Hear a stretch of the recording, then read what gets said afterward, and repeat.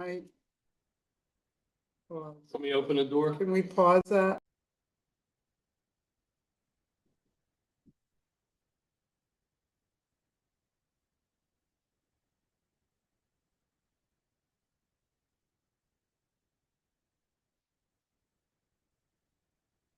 Good evening. It's my pleasure to welcome you to the February 10th, 2026 Verona Borough Council Business Meeting. Please join me in standing for the Pledge of Allegiance. Allegiance.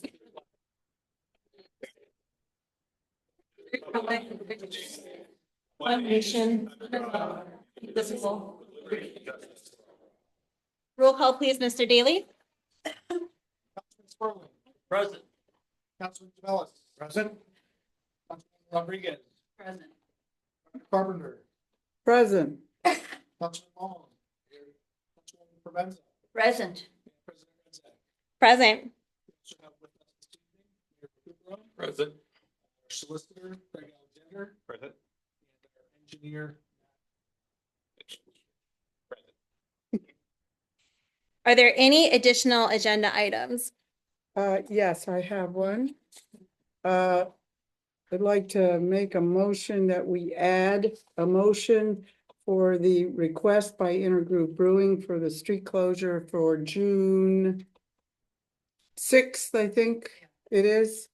And I don't remember the hours between such and such, 3 to 10. So I'm just asking to add that as an additional agenda item. We have a motion by Councilor Carpenter to add the additional agenda item of the requested intergroup brewing closure on June 6, 2026 from 3 to 10. Do I have a second? Oh. Second by Councilor Gamelis. Are there any comments or questions? Thank you. Sure. 11 aye. All in favor? Uh, Aye. Are there any opposed? None. We will add that as 11 aye. At this time, we will move on to registered comments from the public. I apologize. We are going to deviate slightly from the order in the agenda. We would like to kick off tonight's meeting with a registered comment from Charles Duffy, who will be talking to us about the proposed Roger F. Duffy Viaduct plaque. So, Mr. Duffy, you have the floor. So honored to be here. Yes. I'm Charles Duffy and Riverview High School graduate. I want to say what year, age, 1999. Went to junior high here in Verona back when they had the merger. A Yinzer through and through, twin boroughs. Also, I worked on the hug line at Daly's Orange Juice from 10 at night to 6 in the morning one summer. But anyway, like I said, it's an honor and privilege, but I'm here for my dad. And I look at these familiar names from Benzo, Recupero. I'm sure my parents knew you guys. And, but here for my dad, Roger Duffy. After he passed away, he was a state legislator. He represented Verona and Oakmont. One of six of his children. After he passed away in 2007, there was a movement from Verona and Oakmont to name the viaduct after him. And as I said in the letter I sent to the council, he was not a famous person per se, but he was basically a decent guy. Served in World War II, represented Oakmont Verona in the state legislature, raised 6 kids in a little house. He and my mother somehow sent us all to college, which is, nobody knows how he did that. Just sacrificed. And I always thought it was proper once he died that they named the viaduct after somebody like him, who was a basic Oakmont Verona person, you know, salt of the earth, decent, gave, raised their family here. And I was here this summer and nobody knows who Roger Duffy is anymore. The number of people that knew him are dwindling. His kids, we've all moved away. We're going to be gone someday. And I got the idea to have a plaque basically explaining who he is. And that was what I'm proposing. I sent a proof of the plaque to the council, kind of giving some background on who Roger Duffy is. And basically, it's out of respect for him, but it's also for the many, I mean, the viaduct, look in the history, it was built, the concrete part was built 1938. It went unnamed for 70 years until he passed away. Many people cross over there, and I just think it's beneficial and proper that they know who this person is that it's named after. Rhoda, who's Rhoda? A great deal from Rhoda Historical Society. Nancy Rye, the Oakmont Council President, is here. I wanted to make sure the Oakmont Council was also on board. Gary Rogers from the Oakmont Historical Society is on board. Joe McAndrew has been kind of guiding me. He's the current legislator for Oakmont. And so I respectfully ask, what I'm doing here is to have a background plaque, kind of explaining who Roger Duffy was. I sent to proof. Not sure where we go from here. The Duffy family is going to pay for the plaque.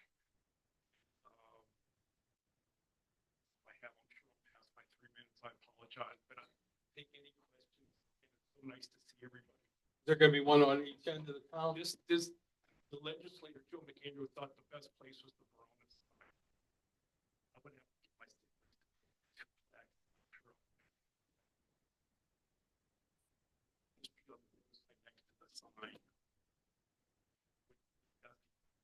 And I'm not sure how it would be installed or how it would be installed, but we can get the pole, we can get the plaque and go from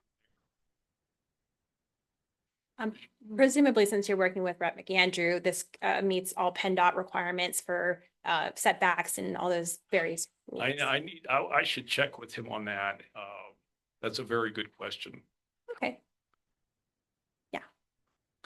But did you all wonder who Roger Duffy is as you went over there? He was he started out selling aluminum siding door to door. Then he got involved in politics, and that's how he got in.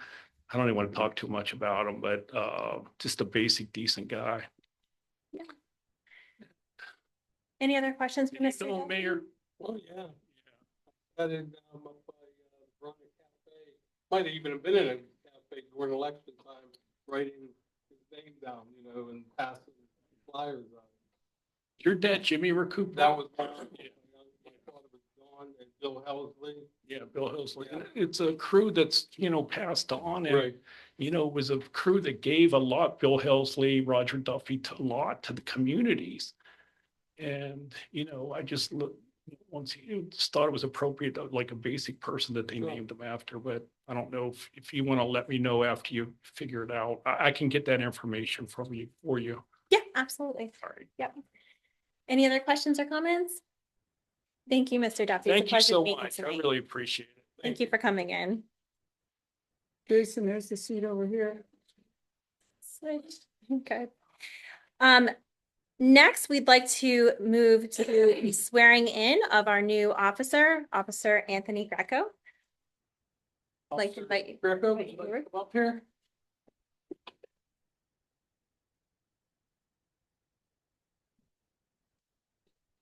Rick Greco is one of our new hirees to board. Right hand, repeat.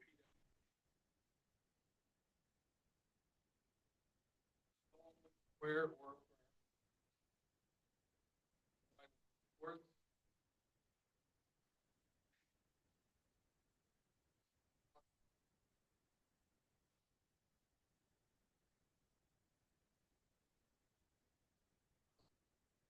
Commonwealth.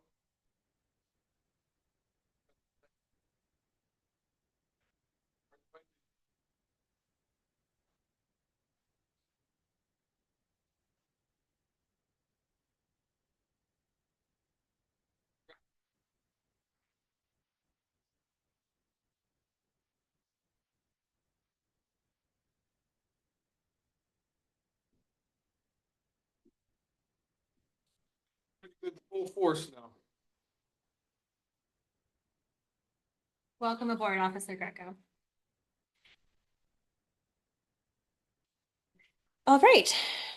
Next, we'll move on to True Section 5, registered comments from the public. I'd like to invite Obie Morford forward. She has a comment on the inclusion resolution. Mr. Daly, would you kindly share the draft, and shall we read it as well so that everyone is familiar with what Obie will be commenting on?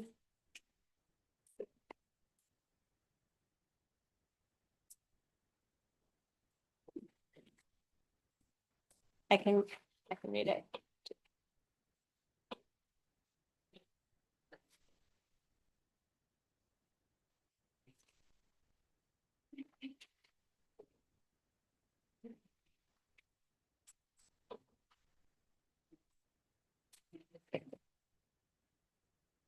Wrong one.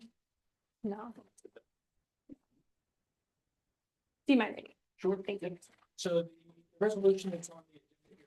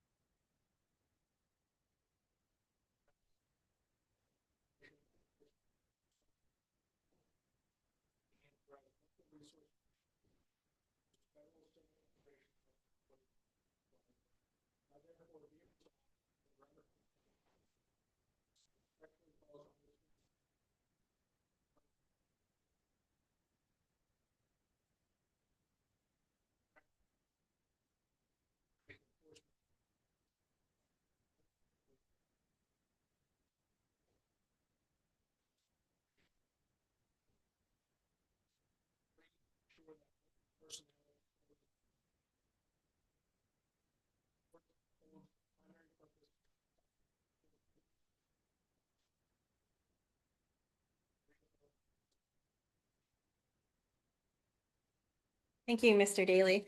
Ms. Morford, you have the floor. Thank you.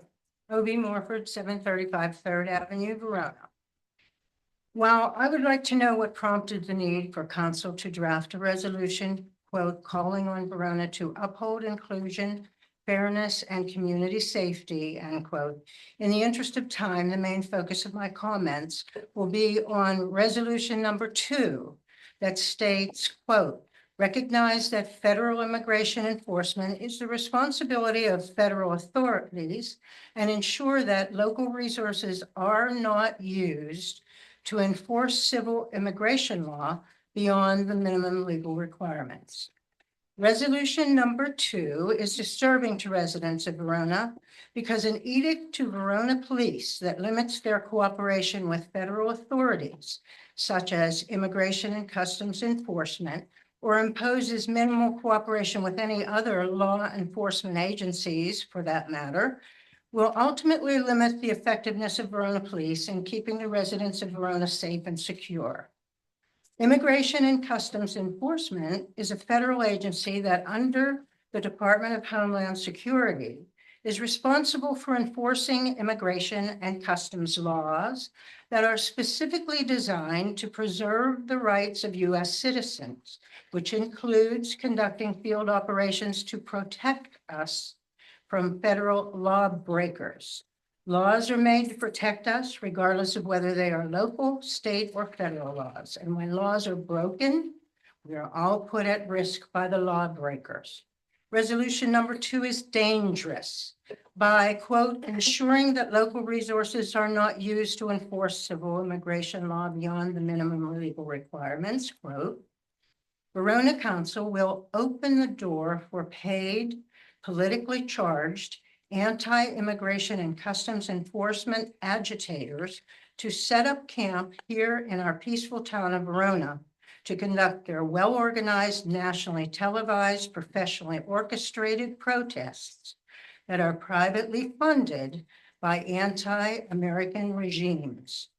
Chaotic protests that around the country have resulted in serious bodily injury, death, the destruction of local businesses, the disruption of worship services, school lockdowns, and human roadblocks of major arteries leading in and out of town that are capable of holding local commerce, including life-sustaining deliveries to local residents and businesses, and in some instances have caused local businesses to fail and have left residents with no other alternative than to relocate to escape the life-threatening turmoil.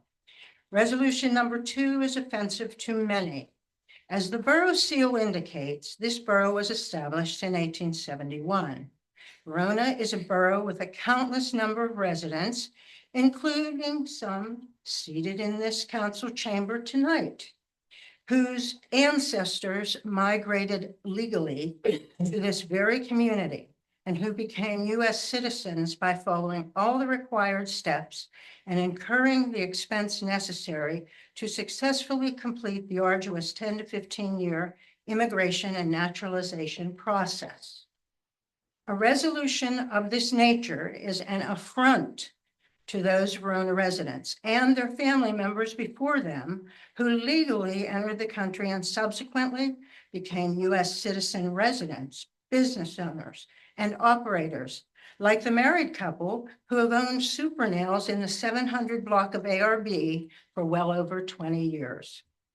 Please be advised that should the members of this council of Verona, Pennsylvania, sign this resolution into action, and should anti-immigration and customs protests erupt thereafter, raining down protesters' hell's fire on our peaceful town of Verona and endangering the lives, property, and financial well-being of every Verona resident and business owner and operator, then I, O.B. Morford, and my husband, Jeffrey Morford, pledge to facilitate a community class action suit against the Borough of Verona based on the risk to the safety and well-being of its 2,600 plus residents and the members of the Verona business community through council's implementation of such a needless declaration.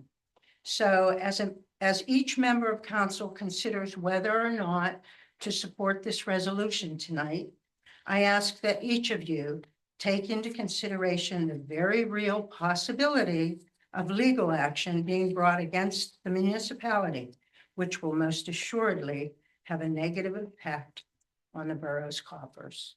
Thank you for your time.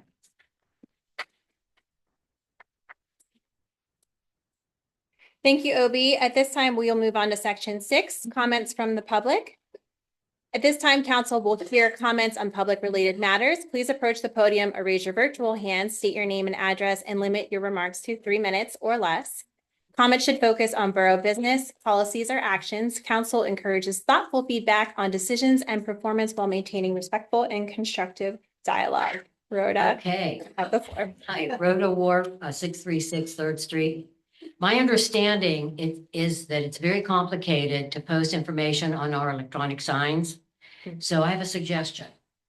To keep the electronic signs with updated information, to ask Still City Billboards to manage the signs for a fee. I would think, and I truly believe that they understand the mechanics of electronic signs better than anyone. So it's an idea. Thank you. Thank you.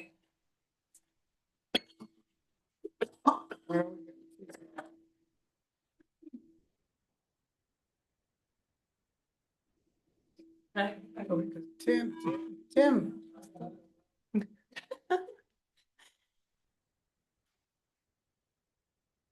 No, just go ahead, just state your name and Hi, address. my name's Sylvia Shara, resident of Verona, 759 Second Street. Verona. So, a couple years ago, almost 2 years, we replaced the entire sidewalk in the front of our building on the corner. And we were told at that time, we talked to, I guess it was the engineer, or one of the people on council, for council in full, that that entire corner and one sidewalk to Second Street and one sidewalk over to Center would all be replaced and be brought up to the ADA recommendations. Now, it's gonna be almost 2 years. We were promised that, it's gonna happen in the fall, and then they said, oh, well, that got pushed to the spring, and now, fall again, and now here we are approaching another spring and summer. And one of the reasons we really wanted to come tonight and speak about this is because I had someone fall before the snow. She tripped, went down, really smashed her face intensely, possibly sprained arm, wrist, caused a lot of injury, and we could have been sued because we are literally responsible for that. But we didn't take care of it because we were told council was going to take care of it. Again, that happened before the snow. So it wasn't any snow or ice problem. So we wanted to know, because money was supposedly allotted for that to be done and where it stands. Thank you. Matt, is this covered by the school during NCF? Yeah, so it is being done. The grant funds were delayed. The surveyors were out there the week before the snow. Obviously, when the snow occurred, they've had to shovel every corner to get the survey points. I did see them surveying. So the plans are being created. We still have a couple corners to get the survey on, and then it'll go under construction. Do you think that would be Spring. this spring? Late spring, early summer. Thank you. Sophia, did you sign the sign-in sheet there? Would you kindly? Yeah, there is. Mr. Duffy, may- Oh, it's okay. If you wish, go ahead. I just forgot to mention, thank you so much, because I had asked about moving the paper bin that was on the side of the garages Mhm. of the borough, and you did remove it, and it looks great. Thank you for doing that. Thank you, Rhoda. Did you wish to say anything about the correspondence you distributed? Oh. You know, the Verona Chamber of Commerce, we have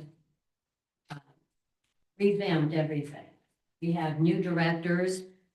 We have wonderful itineraries for the year.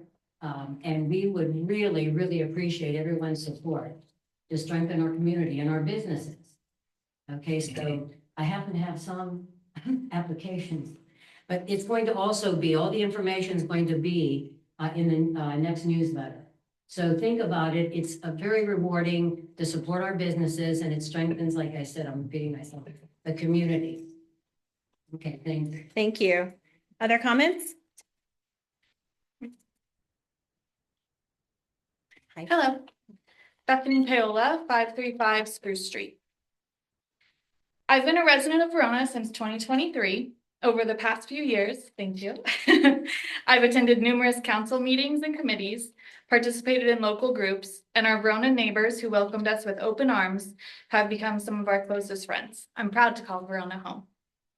When I heard the news of Jose Flores' detention last week, I was deeply saddened and shaken as these actions I had been seeing across the country were suddenly in my backyard.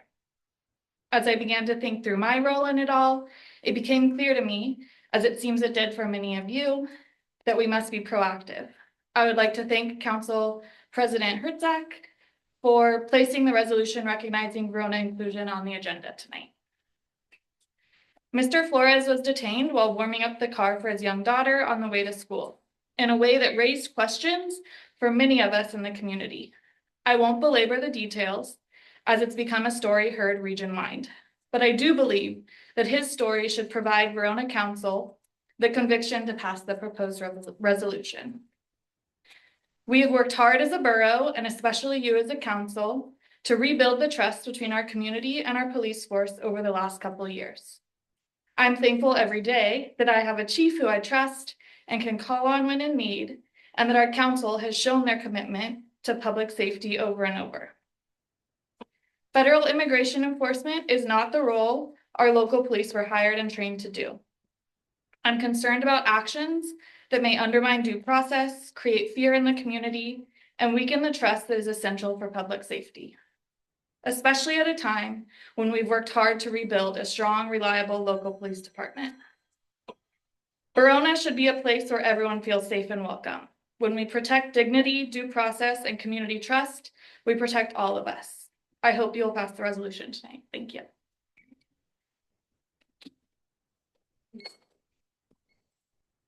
Bethany, may I ask you to clarify if you were asking us to pass the resolution as it currently stands? Yes. Okay, thank you. And thank you for signing. Mhm.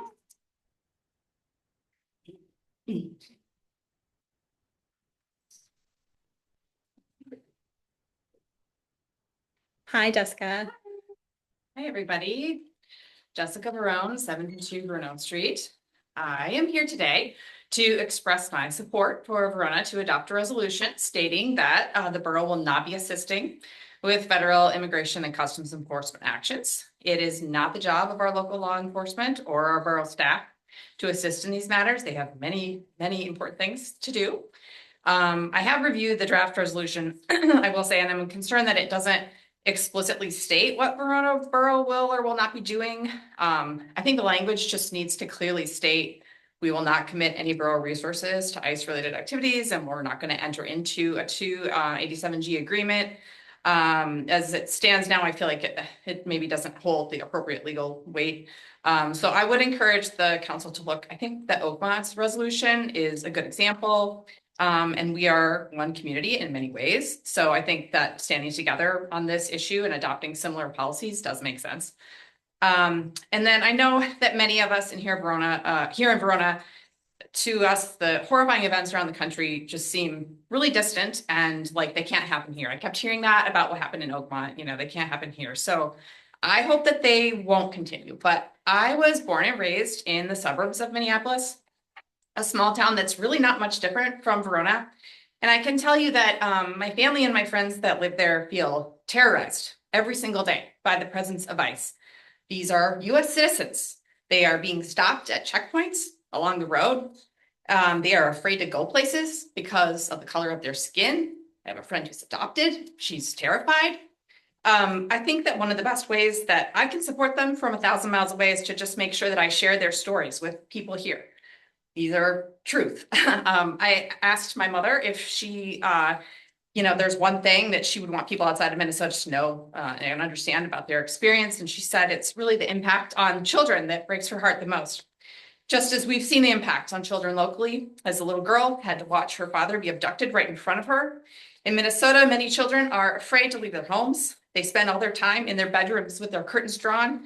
But even then, a little girl in the town where I grew up recently heard a lot of tapping on her bedroom window. And she finally got the courage to look out. There was a drone hovering there, taking a photo of her for ICE. One of my best friends has children who attend a Spanish immersion school. One of their teachers was recently ripped out of her car and held in detention for hours. She did nothing wrong. I don't want any child in Verona to feel that sort of terror or to be afraid that their parents will be taken from them. So I thank you, Verona Council, for being proactive in drafting this resolution. I hope we can do everything in our power to prevent the same stories from happening here. Thank you. I'll sign the sheet.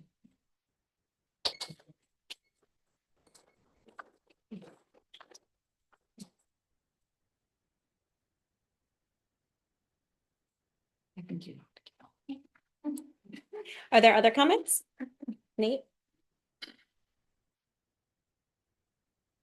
I'll be brief. Nathan Stimmel, 854 First Street. So I also am urging Verona Borough Council to adopt a resolution not to engage in the enforcement of non-criminal federal immigration laws. In the past year, I think we've all seen the effects of reckless, indiscriminate, and even dangerous action on the part of U.S. Immigration and Customs Enforcement, or ICE. Without launching into a diatribe about all the damage that ICE has done to communities, families, businesses, schools, and people, human beings across the country, I'll just skip to the chase and state that I and many in the community do not want ICE here. I request and support the borough proactively establishing a policy that will neither enable ICE-related civil law enforcement nor enter into a 287G agreement with the agency. I entrust the borough government and police force here with the safety of the community and fear that its presence would only jeopardize that safety and ultimately do harm and good. I appreciate listening to me. Thank you. Nate, it sounds like you're asking to add more specific language about the 287G into our resolution. Yeah. Okay. She did. Thank you for clarifying. Are there other comments?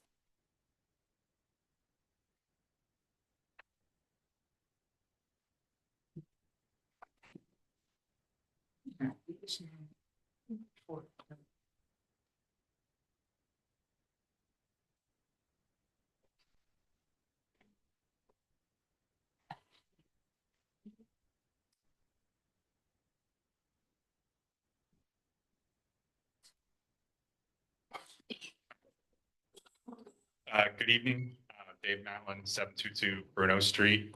I'd like to echo Nate, Jessica, and Bethany's comments, but I appreciate council's timely efforts to draft what's called the Inclusion, Fairness, and Community Safety Resolution. I do agree that it needs to be more specific and direct about not using local borough resources to support ICE. Specifically, I'm asking that we call it 287G agreement, which is mentioned in the Oakmont resolution.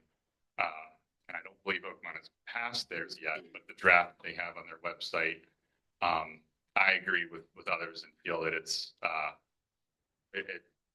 very succinct and to the point and very clear. And I think that we could look to them as a model. But it is not unlawful for municipalities to not enter into an agreement such as the 287G with ICE. It is not keeping us safe. They are shooting American citizens in the street and abducting immigrants going through the legal process who have no criminal record.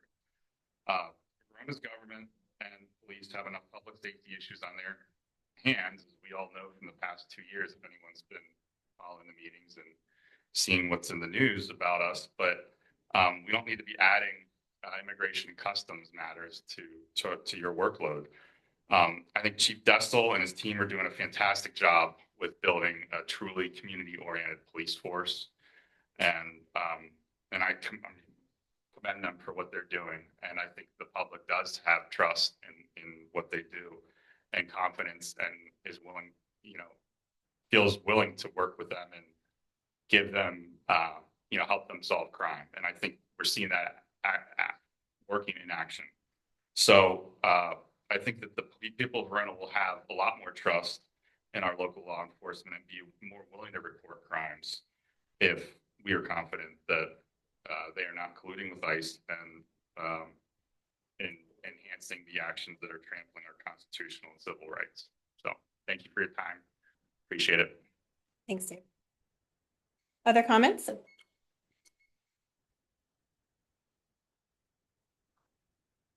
My name is Kelly Collins, 736 4th Street, Verona, PA.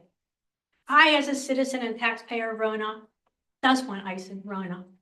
I want to be able to be safe to walk out on my streets, knowing that my children and myself are safe by the people that live around me.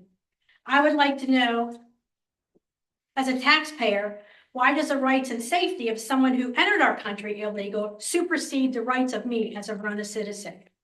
Why do they have the rights to be protected as much as I do if they're here illegally and we do not know their background?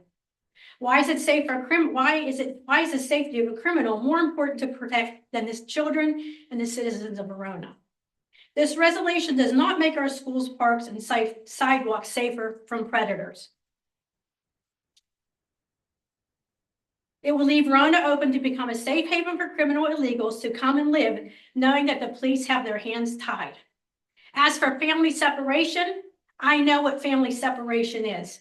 And many Americans have their families ripped apart every single day. I raised a nephew 10 years because his family was ripped apart because his family did something illegal and went to jail for it. So I know firsthand what it's like to have a family ripped apart. So Americans have it done every single day, but I don't see anybody saying anything about the Americans that have their families ripped apart.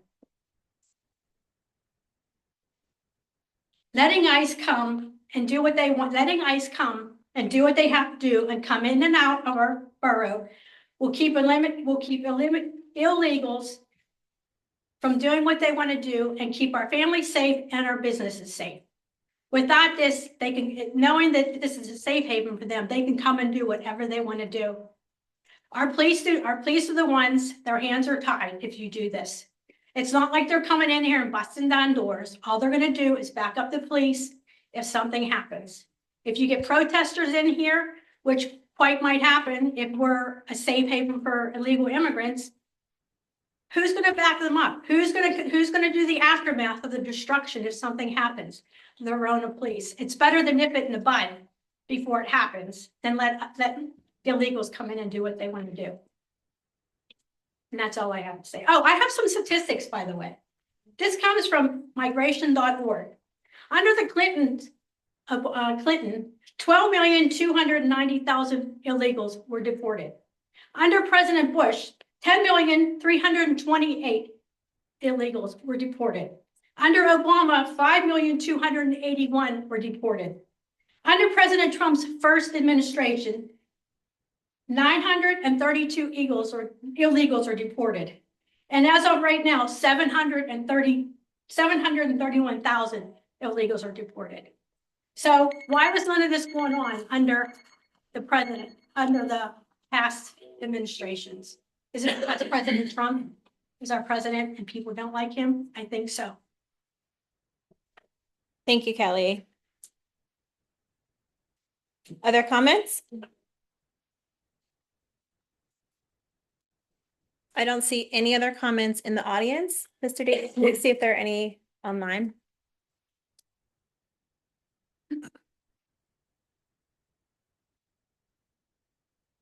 Okay, very good. With that, we'll move on to section 7, comments from advisory boards and commissions, of which there are none at this time.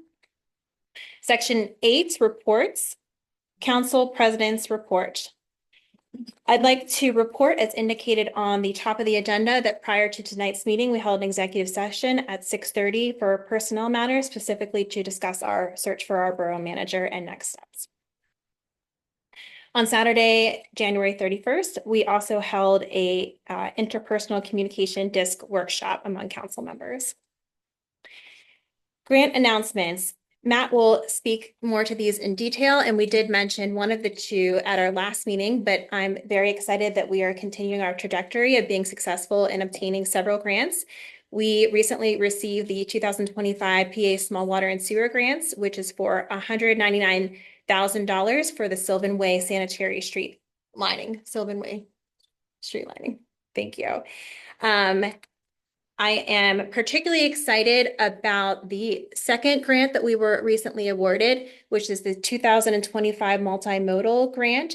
This will be our third consecutive year of receiving this particular grant. We are receiving no match $550,000 to do Jones Street work and streetscape. So I just want to thank Matt for his efforts in that and the support of our state rep and everyone who was involved in these successes.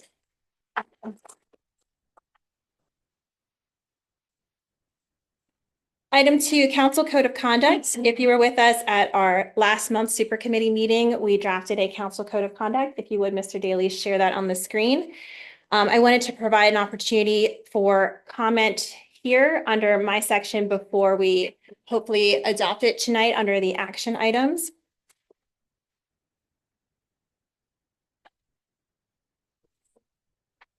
So prior to now, to our awareness, we have not had an official code of conduct, and we thought this would be pertinent in order to allow more productive and professional communications, particularly with each other, but as well as with the public. Do you mind reading it? Thank you. Sure. So before slides.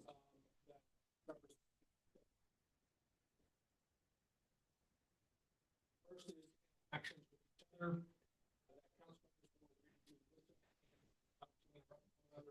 Be on time and prepared, or we attend meetings in person, in case of circumstances only.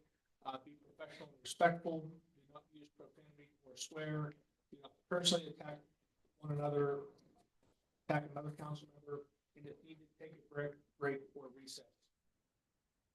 Interactions with the public, be kind, sensitive, and caring, dress appropriately for meetings in business casual attire, pay attention, make eye contact, act with integrity and transparency, do not make faces, roll eyes, sigh, or dismiss comments, remain neutral, ensure there is follow-up by management, attend public events for visibility within the community. If a council member or the mayor has a meeting with a resident, share the context and information with others as necessary. Criticism should be directed as council as a whole, not individual members, and should include 1 to 2 constructive suggestions. Interactions with the public in public spaces, including social media. Maintain a positive professional tone in all public communications. Do not publicly disparage the borough staff or fellow council members. Avoid posting personal opinions that could be interpreted as official borough positions. Use social media to inform, uplift, and support, not to debate or criticize. direct concerns or issues through appropriate internal channels rather than public platforms. Remember that council members represent the borough at all times in public forums. And lastly, for virtual attendance, this should be the exception, not the norm. When used, council members must appear on a clear video and use headphones to ensure audio quality. If these standards cannot be met, virtual attendance should not be used. Thank you, Mr. Daly. Are there any additional comments, thoughts, questions from council at this time on the proposed code of conduct? Okay, I think we captured that. We'll leave that on the table for action later on. Before I get to item 3, I'm gonna just jump to item 4 in keeping with the sort of out of order meeting agenda tonight. Council was provided with a list of the proposed 2026 council committees. I just wanted to share this out briefly tonight. We'll be discussing them in much more detail at next week's super committee meeting, which will be the 17th, starting at 6 p.m. For this year, with the help of my vice president, of course, we have come up with 6 committees.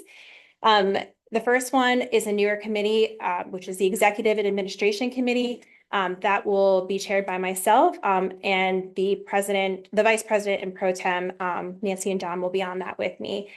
Second is Finance, Grants, and Long-Term Fiscal Planning, which will be chaired by Vice President Nancy and John, who is again our pro tem. The third committee will be Communication and Community Engagement, which will be chaired by John, and Kelly and Kurt will be on that. Fourth is Planning and Active Transportation, which will be chaired by Kurt. I will be on that as well. 5 is Infrastructure and Public Safety, which will be chaired by Tim. Kurt and Sylvia will participate on that committee as well. 6 is an extension of Parks. It's Parks and Recreation, Inclusion and Quality of Life Development, which will be chaired by Kelly. Sylvia and Nancy will participate on that as well. In addition to this, we still will have our COG liaison, which Nancy is stepping into that role, along with ALOM, our ALOM liaison, which will be Ms. Provenza again, and she will continue her role as a liaison to several of the community groups. Are there any questions or comments from council on those committees? I didn't receive many, but I just wanted to provide another opportunity for feedback. Okay, great. With that, we'll move to item 3, the big item for tonight, of resolution recognizing Verona inclusion. It's included in your packet. It was also shared on the screen earlier, and we read it. I also do want to let everyone know that in addition to the comments tonight, we received 21 emails regarding this resolution, 20 of which were in favor of the resolution, and the 21st one wasn't, I wouldn't say opposed to it, but had some concerns about it creating a target on Verona. So I think a lot of the comments tonight were very insightful and very thoughtful. I also shared with everyone Oakmont's draft resolution, which they are slated to adopt next week. I do think they do have some more specific language. I just want to open up the floor to see if we would like to add more specific or different language from what we currently have, such as the proposed 287G and calling that out specifically. What are our thoughts?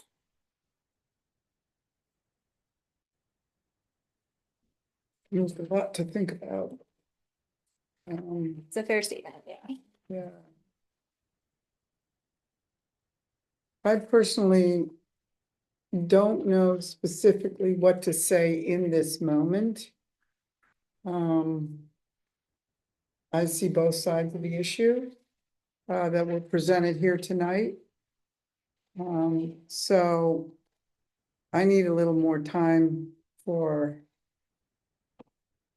thinking about some things, doing some more research, and figuring out whether I think we need any more specific language.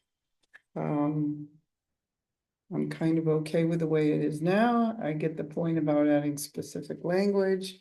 I get the point about the possibility of a target towards our town. So I honestly cannot be any more specific at this moment about my thoughts about it. Other thoughts, comments? Are we in favor of passing it as it stands, or would we like to make some changes? Start with that. This is, man, this is what we call hot potato. Because, you don't want something that's as controversial as this topic on a national scene ever coming into local politics. We worry about streets being paved and sidewalks and, street lights. We don't want to deal with this kind of stuff, but here we are. And both sides made some very valid points here tonight. I mean, I get that neither side wants to get targeted by groups or, and I get the idea of, there's distrust in the way the federal government is handling, these cases, but there's also some distrust as far as, the reaction to how the government is handling these cases. And, as far as how we're gonna handle the language, I don't know. I mean, I think we need more time. I don't know. We need to deliberate more. And I think we need to hear from more residents, to be honest with you.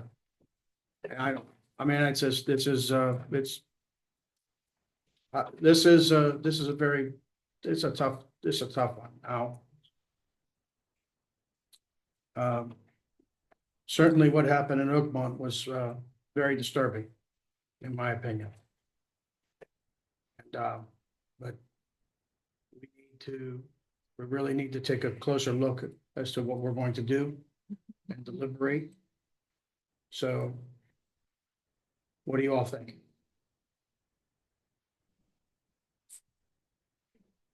Yeah, I am very much in favor of moving forward with the resolution. I'm deeply disturbed by what happened in Oakmont, like many of us in our community, but I think we can do better in terms of the specificity.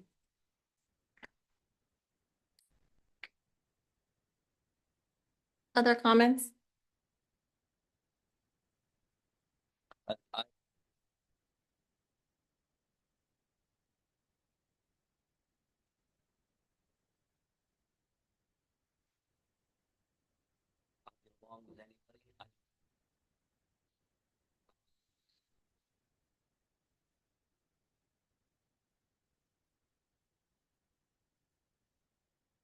As is.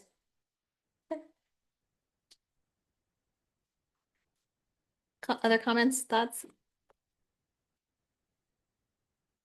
More time to think. Okay. Thank you. Okay. Moving on to section B, we have the mayor's report. Mayor Recupero. Before the mayor starts, I think we're getting some input that the people on Zoom cannot hear us. I can't hear. Microphones are on.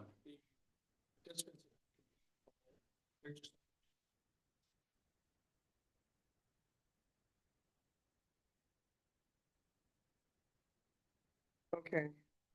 All right. I just want to make sure that people could hear. Thank you. Thank you. Are these speakers not working? Are they not putting sound down? No, we have an internal system. Can you hear me now? Hear you now. No.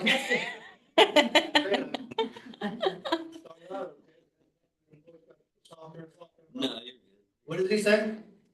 Okay, noted. Can everyone yell? But we're not yelling. Mayor Recupero. Okay, January 24th, 2026, I declared a emergency declaration for the snowstorm that we had. And basically what that meant was if the state were to declare an emergency, which they did, the governor did, we would possibly be entitled to any type of overtime, anything that we, any type of machinery that we brought in and so on and so forth to help remove the snow But unfortunately, I guess the federal government or FEMA, whichever one, said Pennsylvania didn't qualify as an emergency, but you always turn a declaration in for that reason. And as of today, I am lifting that declaration because of the warmer weather that we're having. It's been kind of brutal out there. And also, until further notice, there'll be no parking restrictions on the streets until further notice when we get the snow melted down. So, except for the Alligator River Boulevard, the business district, that has been cleared. But residential area will not be, you could park on either side, you won't get ticketed as of now. And we will let the public know when we're gonna resume that.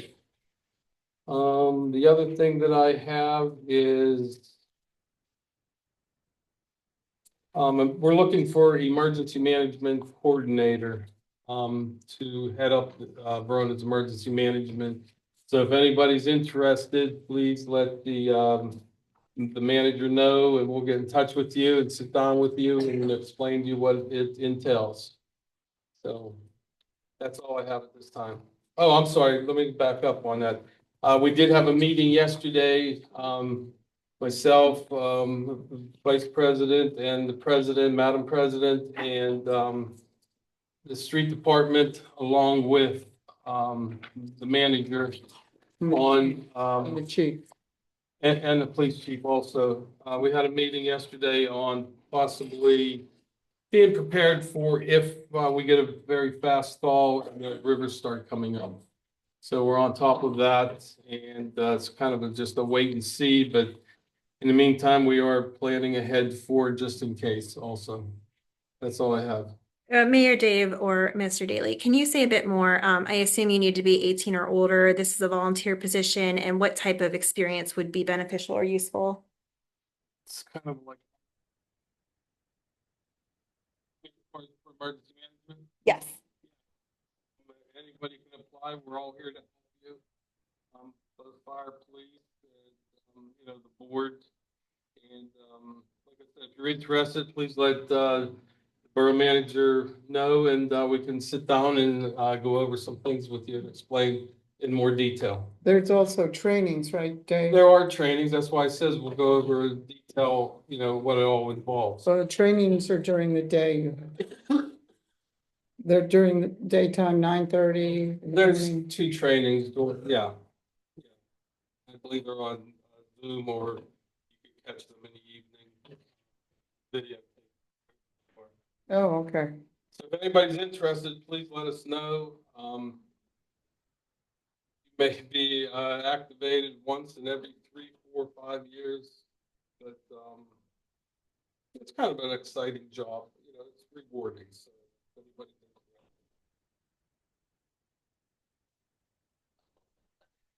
Oh, I'm sorry. That's right. I'm sorry. I apologize. Tim was also at the meeting. All right. Thank you, Mayor. We'll move on to item C, Borough Manager's Report. Mr. Daly. Sure, thank you. Just a quick update on the manager search. We are kind of circling back. I'm not going to say we're starting over, but we're circling back with the process right now. The executive committee will be meeting on Friday to talk about some other options and re-advertising the position. We did receive a request from the Garden Club this past week for Public Works assistance in watering the hanging baskets. They also agreed to $1,000 donation towards the time and work that is put into those. Wanted to make the council aware of that. We also received a request for a mailbox for the Chamber of Commerce. I think that their mail just currently comes into the office here along with. No, they have a post office box. Oh, they currently do. So what was this particular request? Well, we do have the chamber president present if you would like to say briefly what this request entails, to your knowledge. You gotta come up here though. Yeah, so they can hear you at home. So this kind of happened while we were transitioning, but I'll tell you what I know. So the post office box does not exist anymore. So we were trying to figure out what to do next and also try to save a little bit of money. There was a postmaster at one of our meetings who suggested there could be a multiple box type of situation. So it could be used where the chamber has a box, maybe the garden club has a box. And it's no extra cost to anybody. That's all I know. Tom, anything I'm missing? So we would have to figure out where we want to put it, how big it is, I don't know.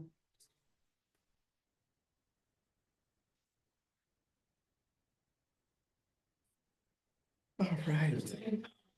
Yay.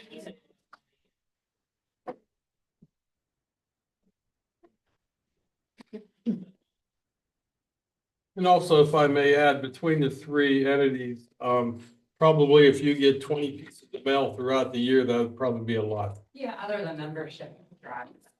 Right. Thank you. Sure. Last item is just a winter operations update. I think the mayor touched on, kind of where we're at with some things. Public Works, I thought did a great job addressing road cleanup relatively quickly. We did utilize a private contractor for 2 days to assist with, cleaning up some of the intersections and snow removal, which is in your packet there for that. But as of right now, our focus has kind of shifted from winter maintenance over to potential flooding concerns that we could have. Fortunately, this looks like this is going to be a nice slow warm up, but we just don't know what impact that could have upstream of us with the river. So again, to the mayor's point there, I thought we did a nice job of putting together a good plan. Started to look at some key benchmarks that we're going to focus on, for river elevation and for the Alcoasand pump station, things like that we know impact those that live in the lower areas of the borough. So I think that was really the focus of that meeting. So hopefully everybody's starting to see black pavement, and I even saw some green grass today, which I did. Getting closer. Thank you, Mr. Daly. Just to clarify, regarding item 2, the garden club request, that is for DPW to water, not for our landscaping company to water. That's right. Okay, and do you have any feedback yet from DPW if they're amenable to that, if that's feasible with their summer schedule? Yes, they said that that's something that they could do and that they've done in the past. So. Okay. Very good.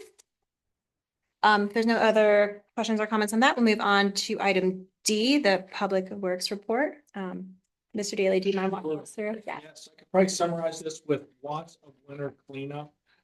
They had 10 snow events this month, meaning they got called out 10 different times after hours that required them to attack roadways with the plows and spreaders and everything.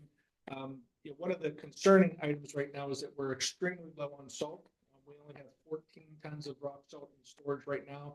And to put that into perspective, it takes us 12 tons to do one round throughout the borough. So we've limited our salt allocations right now to, the hills and intersections where it would be needed. There is the ability for us to start getting salt soon, but all that salt came in on barges, and surprisingly, barges were unable to unload because the decks were too icy. So it's kind of ironic, but that is what we were told by our salt supplier. A lot of cleanup post winter post winter events, but the crew still collected 240 bags of trash this month from the main from Allegheny River Boulevard there and from around the borough. We had a lot of repairs, as you can imagine. Winter is very rough on our equipment, so there were several different repairs that were made to spreaders as well as to the backhoe. And again, I mentioned before about that we utilized a contractor. That was to the tune of around $7,600 is what that cost us in order to bring a contractor in to do that work. So that's the report from Public Works. Great. Thank you, Mr. Daly. We also have item E, the code enforcement report. Sure, and I'll just summarize this, that there were 10 new cases that were opened this month, 14 initial code inspections, 6 of those required follow-up inspections. There were 8 courtesy notices issued, 10 violation letters sent. 1 hearing was held with the district magistrate, and there were 2 citations issued. Okay. Questions or comments on that? All right, move on to item F, the police chief's report, Chief Dessel.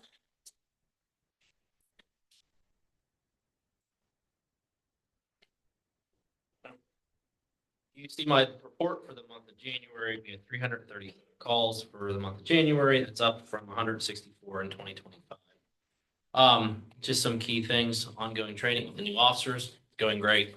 I couldn't be happier. You guys should be seeing a lot more of them. Regarding the stamp grant, the first phase has been completed. We got a new computer in there. Camera's been replaced in the borough building. That one works now. It hasn't worked for a long time, for instance. What else?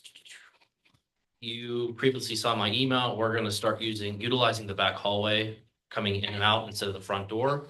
Put a camera back there just for safety and security. We bring prisoners back and forth.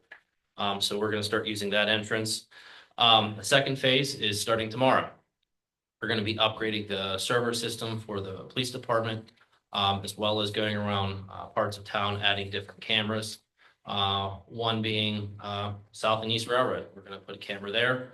We're going to put, fingers crossed, the camera at the entrance to Rivertown Shops, as well as Grant and Jones Street, just to name a few, obviously contingent upon cost. Like I said, that's going to start tomorrow. That's going to be a couple-month process, getting those up and running. Sorry, is that going to be at the intersection?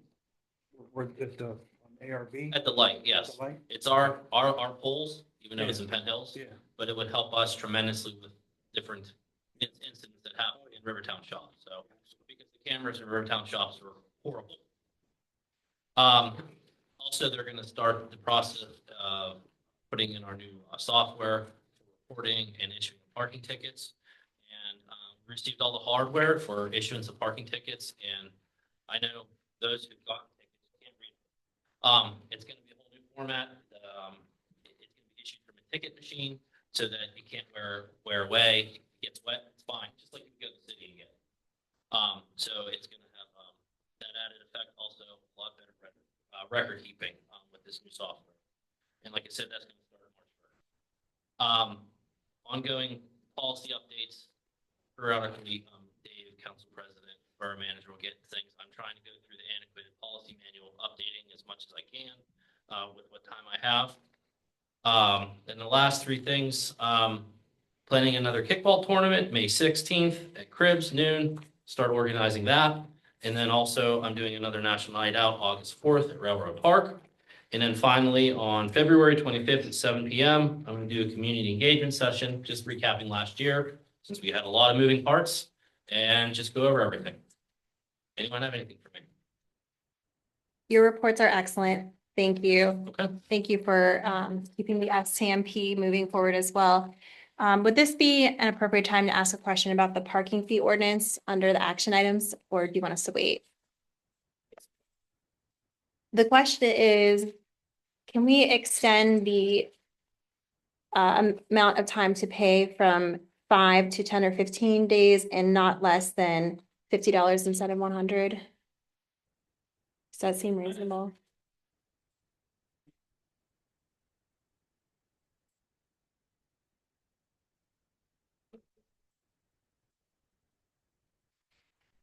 Currently, it's not less than $100. The fees will be increased, which I support, from 15 to generally 25.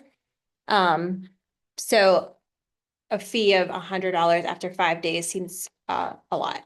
So what the president is saying that if they don't pay and it moves to the magisterial level, can you say not less than 50 instead of not less than 100? Yes.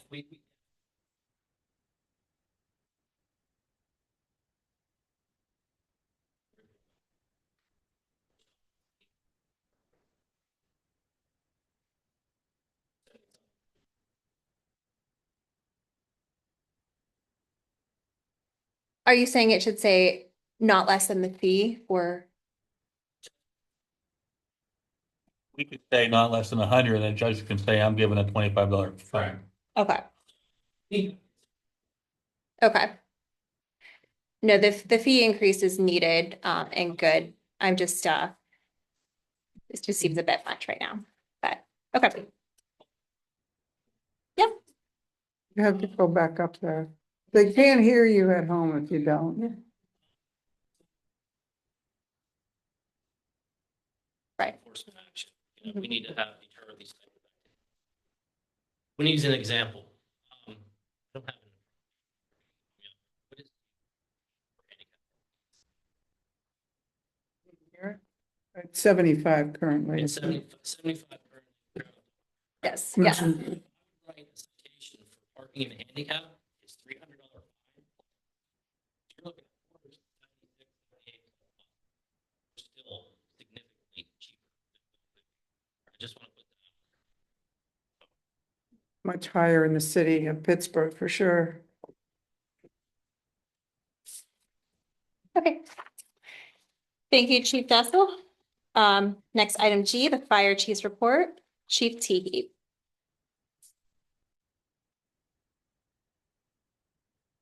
Good evening.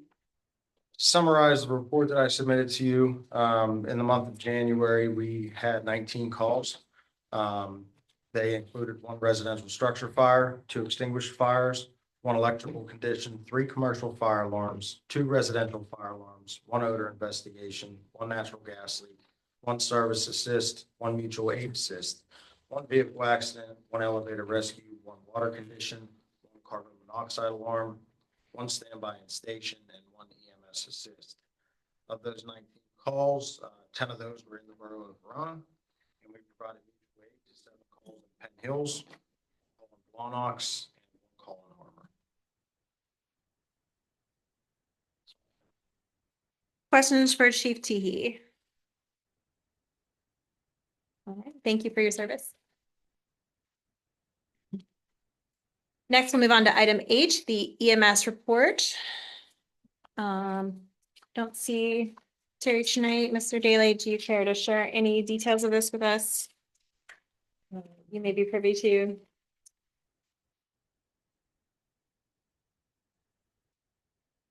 I can say it if you want.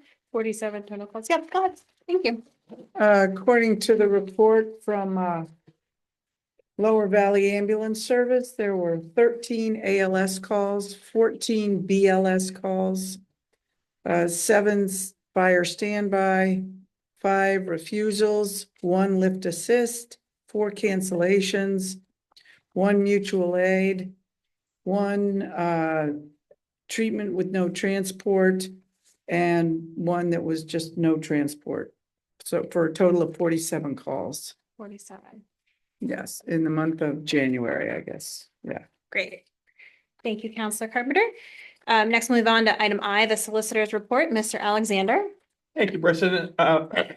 Just a couple of things. I did submit a written report. I don't really have anything additional to add to that at this point, but I did want to address the issue of the resolution just a little bit for both sides that are pro resolution or anti resolution. And I just trying to put people's minds at ease that you're really not going to see any change in police activity, regardless of how this motion goes down on this vote. We don't have a 287G agreement now with ICE. The police, if ICE came into town, to your comment, Ms. Morford, you said if letting ICE come in and do their job will make the town a safer place. That's going to happen regardless of whether this resolution goes into effect. We cannot stop ICE from coming into town and do their immigration enforcement. What we do have power over is whether our police officers are going to be federal agents. They're not now, and they're not going to be. I've had that conversation with the chief, and chief, you can correct me if I say anything wrong. If ICE comes into town and there's a disturbance, the police get called up, they're going to go out as police officers protecting the citizens of the borough of Verona. That's going to happen regardless of whether there's a resolution in place or there's not a resolution in place. So I just want everybody to be aware. All that the resolution says is that, hey, we're not going to support spending our resources on federal agents. That's going to come from the federal level. But ICE is going to be ICE and they're going to do their enforcement. And the police officers are going to be the police officers and they're going to police as they do. And you heard all the great things that Chief Dessel just said up here. In my report, I always give a little synopsis of police issues and coverages. Every month I've been doing this since before Ronald McLemore was here and Tom became the chief. This month I said, I'm happy to report I have nothing to include on this item this month. The chief has the department running great. And you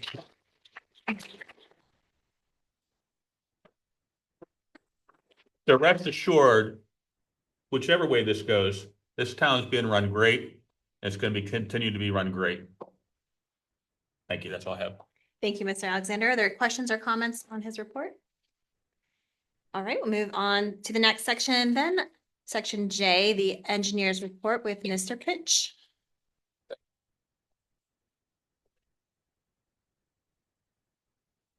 The same portion will be submitted this week.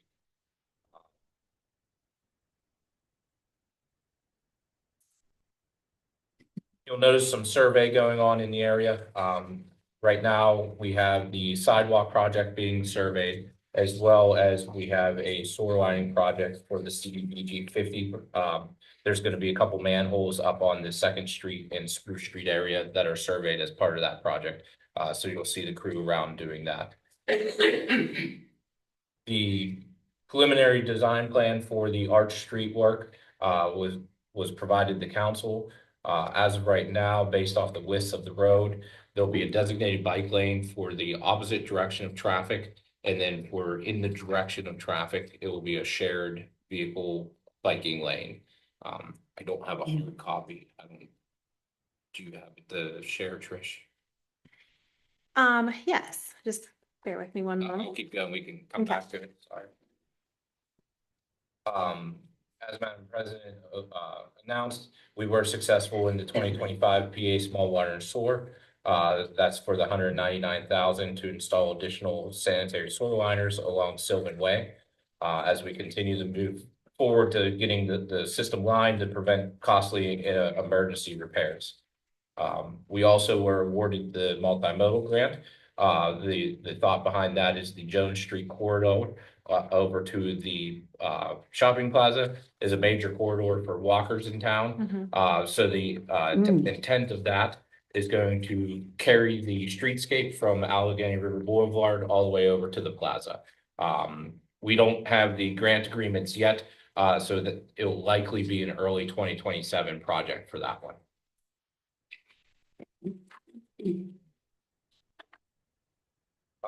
And lastly, this past week, the chief had sent some emails around.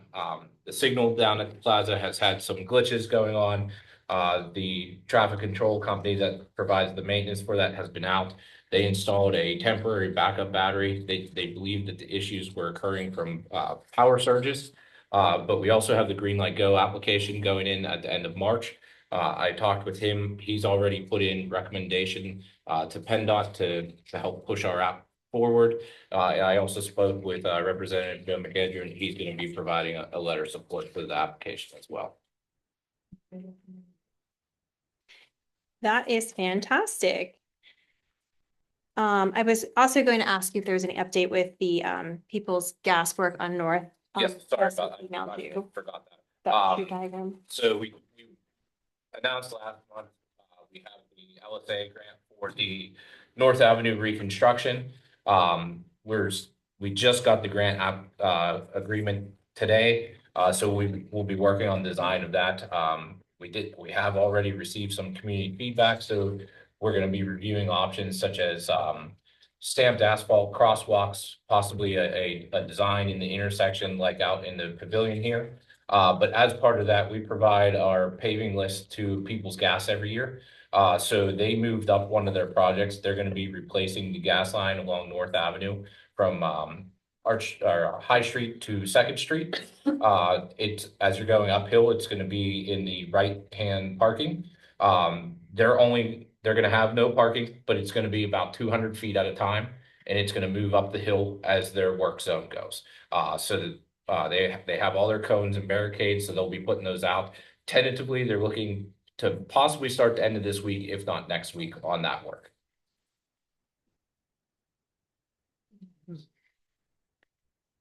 Okay, questions or comments on any of that so far from council for Matt? I do. One is, I just wanted to review the work on Arch Street, which they were moving along, putting in that binder for the winter, Correct. and then they stopped because it snowed. The plant shut down, yeah. Right, and then they never finished it, and then they left their machinery there by the side of the road. I asked you about that before. You said you'd check into whether they can come and take their machinery away. And I didn't get a hold of them for the machinery, but I did talk to my water. The rest of the patch is saw cut. So as soon as weather allows and the plant's open, they'll finish their patching for our project to come in behind them. Okay, so I may be misunderstanding how this works, but I thought the idea of the binder was simply to get the road through the winter without it all falling apart and becoming horrible because there's no binder in there. And it is kind of holding between where they stopped and Sheridan Street. And then there's also the little part on Sheridan. I didn't know whether they just wanted to go ahead and start paving the road ASAP whenever they can, as soon as they can. They'll have to finish the trench in the binder, and the binder is the layer that goes under the top coat. Oh, it happens anyway? So that they're putting the binder in at 5 inches thick. Okay. In most of the areas, we'll be taking top 2 inches off Hmm. and putting 2 inches back on. In the areas that have the rutting and settlement in it, we have base repair that will occur in those areas. Okay, and just want to keep, the focus on Arch Street gets paved like in April or Yeah. whenever it's possible, first thing. Yeah, so, I sent out the preliminary plan as soon as we agree on it. The one item that we needed to talk about is by the park. As of right now, we have the bike lane on the residential side, Mhm. which would then push the parking onto the park side. But we can easily flip flop where that lane's located. It's just initially when we had thought about possibly 2 designated bike lanes.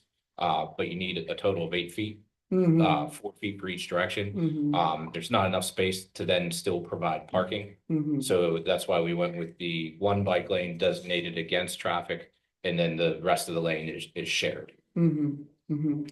Okay, and my other question has to do with Jones Street.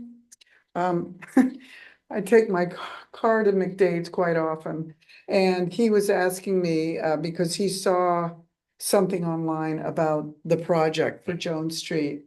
And I think he wanted to be at this meeting tonight. He may have forgotten or had something else he had to do. But I think he was concerned about whether or not there's gonna be a sidewalk on the Avalotis side. Because I don't know, for whatever reason, I can't speak for him fully. I just know that he was concerned about having a sidewalk there because I think he parks a lot of cars over there or something. Yeah, so we're gonna have a walkthrough with Representative McAndrew because he was a big champion for the grant. The idea and the money available is for a complete sidewalk on one side. Okay. So which side has not been fully determined yet. Mhm. Ideally, it's probably gonna be on the side that already has Yeah. partial sidewalk. Right. But if it would be on the other side, there would definitely be concessions made to still allow parking over there as well. Do you know when that walkthrough is gonna be? We don't have it scheduled yet, probably early spring. All right, yeah, I'd like to know. I'll let him know in case he's a very interested stakeholder in that road. And one other smaller project I forgot to mention, the borough did receive a stipend grant from Allegheny County in the amount of 25,000.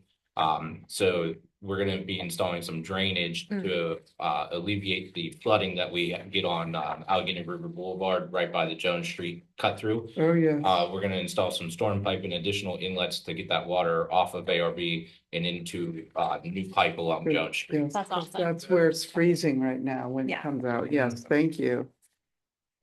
Mr. Daly was able to get the diagrams you provided on the screen. Yeah. there's anything extra you wanted to say. And Francie, I wanted to give you an opportunity if you had any comments from the Boat Club. Okay. Okay, yeah.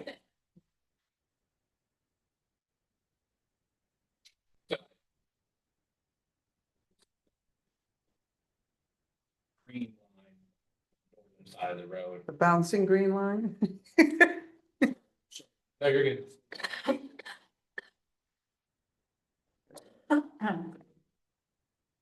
the green would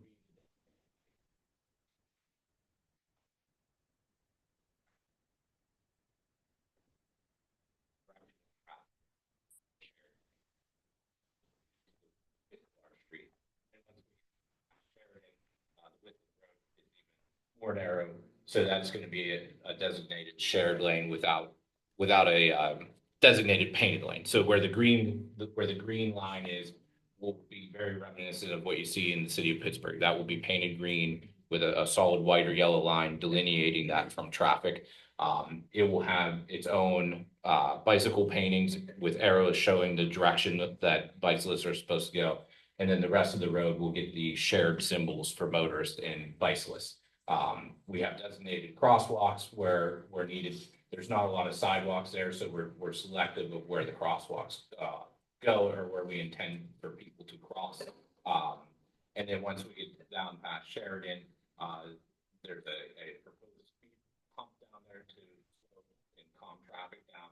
And then that section would be just shared lane for motors and bicyclists in both directions.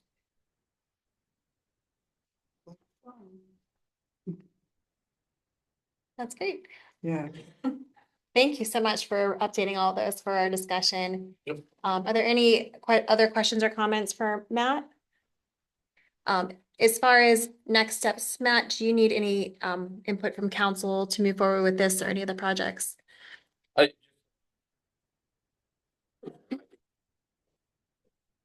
There is the section by the park as to what side of the road we would like the bike lane to be on. Yeah. And then that would determine which side of the road the parking is going to be on as well. Right. But it's flexible. When we get to the next intersection, we can traverse the bike lane back to the other side. Or we could talk about leaving it all on one, on the river side of the road. That has some downfalls because of some of the businesses such as the Acclamation Brewing down there in the Moose in the marina. There's a lot of traffic that would then be crossing the bike lane if it was on that side. Right.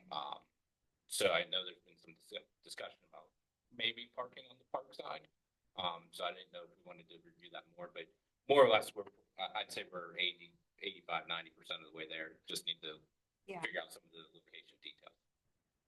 Yeah, and I do want to point out that the parking issue at Riverbank Park is complex. We've wrestled with different variations of it over the past several years without coming to a solution that most people were amenable to. After our last walkthrough in December, I did submit a request through PennDOT's free local technical assistance program, but as we encountered before, they're out of funding at this point in the year, so they wouldn't be able to come for a few more months, which if we wanted to have their input, which I would love, would push back the project. Yes. So that's what I'm wrestling with right now. I don't know if anyone has input on that.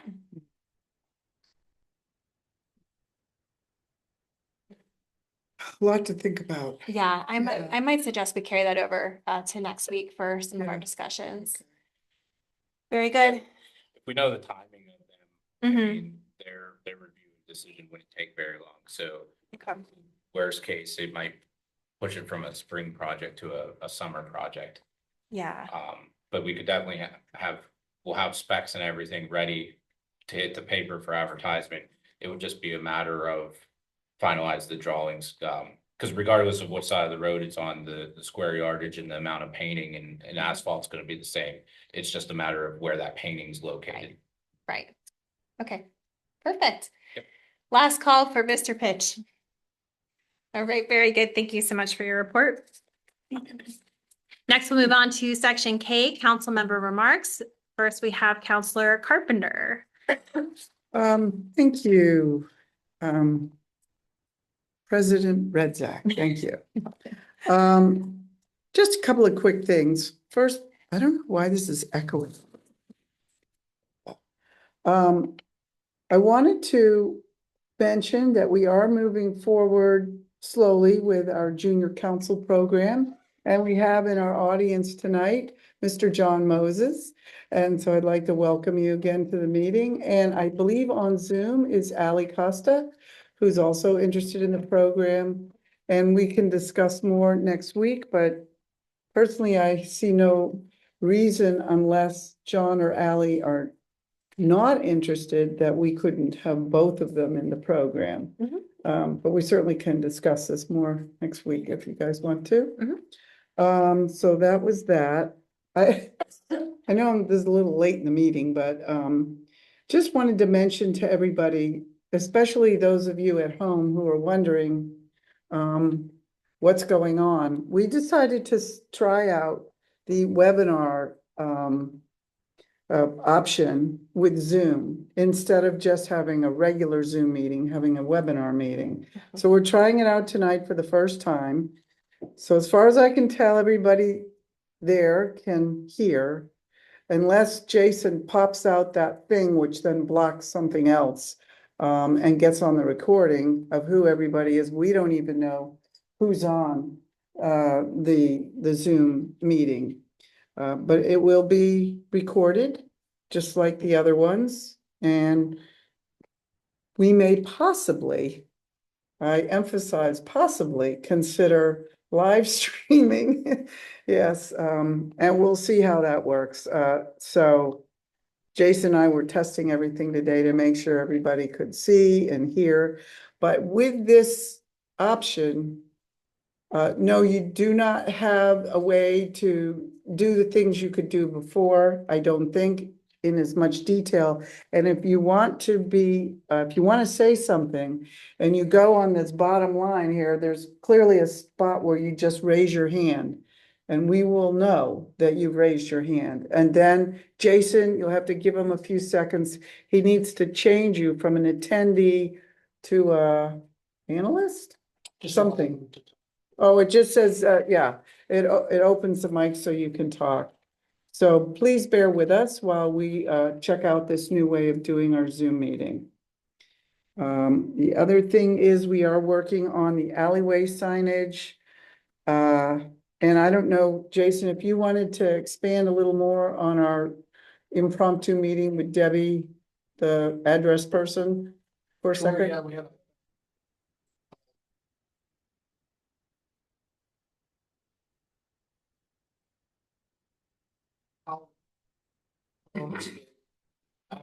Numbering, so if you have vacant lots, current number.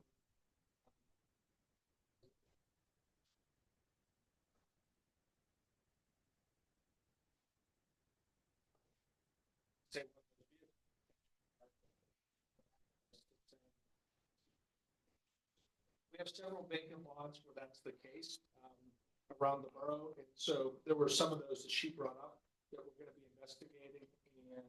And that was really the primary reason for the call. But just to identify how numbers occur in municipalities.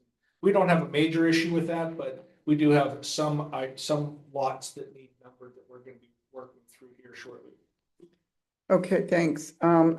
So it was luck actually that we got to talk to her, because we also have a concern about many alleyways that, even though they do have names, and thank you, Chief, for finding them from the minutes of 1890 or whatever it was that you found. We have all the names of the alleys which were sent to her, right? To Debbie. And we're gonna start slowly working on getting those alleyways signed so that if someone, I mean, even if it's not their home address, if they're walking along the alley and they fall and need help, they can say what alley they are at and what, you know, between this street and this street on, I don't know, Jones Alley or something like that, as opposed to unnamed alley, which is what it is now. And the last thing I just wanted to mention is we're looking into possibly revamping the health and life insurance that we provide our employees. So that's why I wrote that down, unless there was some other reason Jason and I wrote that down. No, I think it's just we're investigating. Okay. I do have a question for you, which is regarding the alleyway signage. You had previously mentioned we were prioritizing a couple of more urgent ones and then dealing with the rest of them over several years as like a plan, Yeah. taking costs into account. Yeah. Do we have a prioritized list of ones we should do right away? We don't, Yeah, it's still being developed. Okay. Who is taking ownership of this project?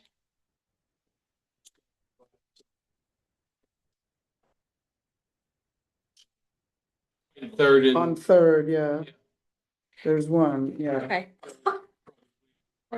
Well, in terms of your question, Trish, and thank you, Mayor, for providing the one address off of the Third. I don't know how we resolve that, but we don't have to figure that out now. This is a leftover project that I was doing as part of public safety. Mhm. So I don't know if you want me to finish it or pass it along to a different person who would be in charge of it. Let's decide that next week. Okay, Is that all for your report? that's all I have, and just thanking everybody for all your work, for all these emergencies and working overtime, and for everybody coming tonight and expressing your opinions about an important topic. Yes, indeed. Thank you, Counselor Oh. Carpenter. And one more thing, happy Valentine's Day. Yes. Happy Valentine's Day, happy everything. Item 2, or person number 2 is Counselor Sperling. You have the floor.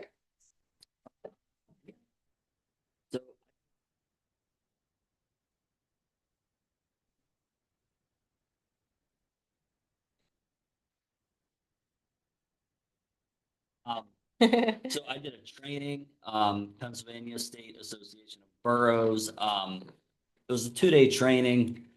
So, I mean, I took a lot in. Basically, I summed it up to 2 things. I learned how Pennsylvania boroughs derive their authority from the Borough Code and how that differs from cities, townships, and home rule municipalities. And the training clarified restrictions on borough spending, including what funds can and cannot be used for, and the importance of proper accounting controls. Yeah, it was informative and I enjoyed it. So thank you for the opportunity. Mhm. So, Thank you, Counselor Sperling. For everyone's knowledge, can you just state when the training was and how many hours or how lengthy it was? that was, when was it? 20. January 20, yeah, 23rd. 23rd and 24th? Yeah, yeah. 8 hours a day, so 16 hours total. Yeah. Great. Yeah. Okay. Next we have Counselor Rodriguez. Is there anything you'd like to share or add about the program? Yeah, our teacher was the Springdale Borough Manager, which I thought was kind of cool. Oh, it's cool. Yeah, there was another guy, I don't remember where he was from, do you? He was from all over. Yeah, Yeah. it was really nice because we could pick his brain about like stuff that we talked about here. This is actually all these papers for front and back slides of everything that we talked about. I mean, it's insane. It's a lot. But it was really informative. I wish they had it before we started because I would have felt a little bit more comfortable. Sure. Not that I feel more comfortable now, but a little, you know, I mean, just a little. But their agenda, I don't know if you guys are interested. Yeah, okay. So their course agenda was like overview of the government, the local government, public meetings, sunshine law, ethics, right to know, legislation, best practices, budgeting and finance, taxation, planning and zoning, police, fire, emergency services, public works, website, social media, and cybersecurity. And it wasn't like detailed, like it may sound because like, I don't know if you can really even see, but it was like, so like, wait, that's not a good one. Let's go with, like, it would say, like, how to hold executive session, and then it just gives us a little bit of details, so we could pick their brain as we went, and it was nice to be able to ask questions and see what the other people were doing, and we could compare, you know, our boroughs, and that was pretty cool to learn. I enjoyed it. I would like to do more. It's just hard when you work a normal job, you know, during the week. But it was nice, and I think I thank you for letting us go. And it was really good food too. So that was a bonus. Do you guys get the PSAB emails now about all the trainings and webinars they have? And our released during the day. They are, but if you register for them and can't go, they will automatically send them to your little account that you may have to set up one time. And then for a year, you have access to any training that you want to. I sign up for the free ones just, and so that I have that, you know, yeah, yeah. Still, every time Yeah. they have a new training, I sign up for it. And they repeat themselves. So, you know, if I didn't get to the one within the 365 days, then they'll have it again. I sign up for it and then it's there again. And Wendy Nickerson is a great teacher through PSAB on those webinars. So just know you don't have to be there when it's live. You don't even have to check in. They just automatically send it to you after it's over. Yeah. Yeah, they do have a lot of ideas. I mean, I wrote down quite a bit, so that's for another. Okay. Great. Looking forward to seeing those come to fruition. Thank you for attending. Counselors Long, Gamelis, and Provenza, you don't have specific items listed for tonight, but I just wanted to allow space if there was anything else you wanted to comment or share at this time. The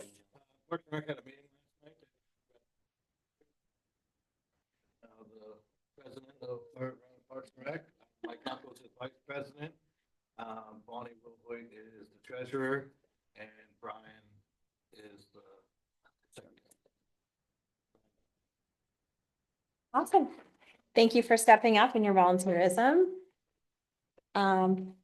There's no other items. We'll move right to reports of special committees. Item 1 is the Allegheny League of Municipalities with Counselor Provenza. Thank you, Madam President, and good evening, everyone. Thank you for being here. Appreciate it.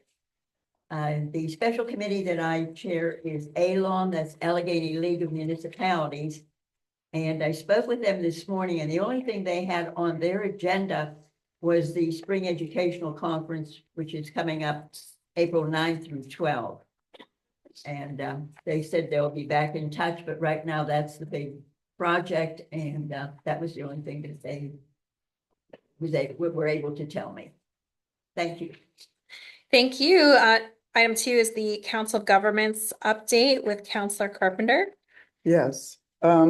I went to the January meeting on the 28th of January in Springdale Borough or Township. I get them confused. Township. Township? Okay. In Springdale Township.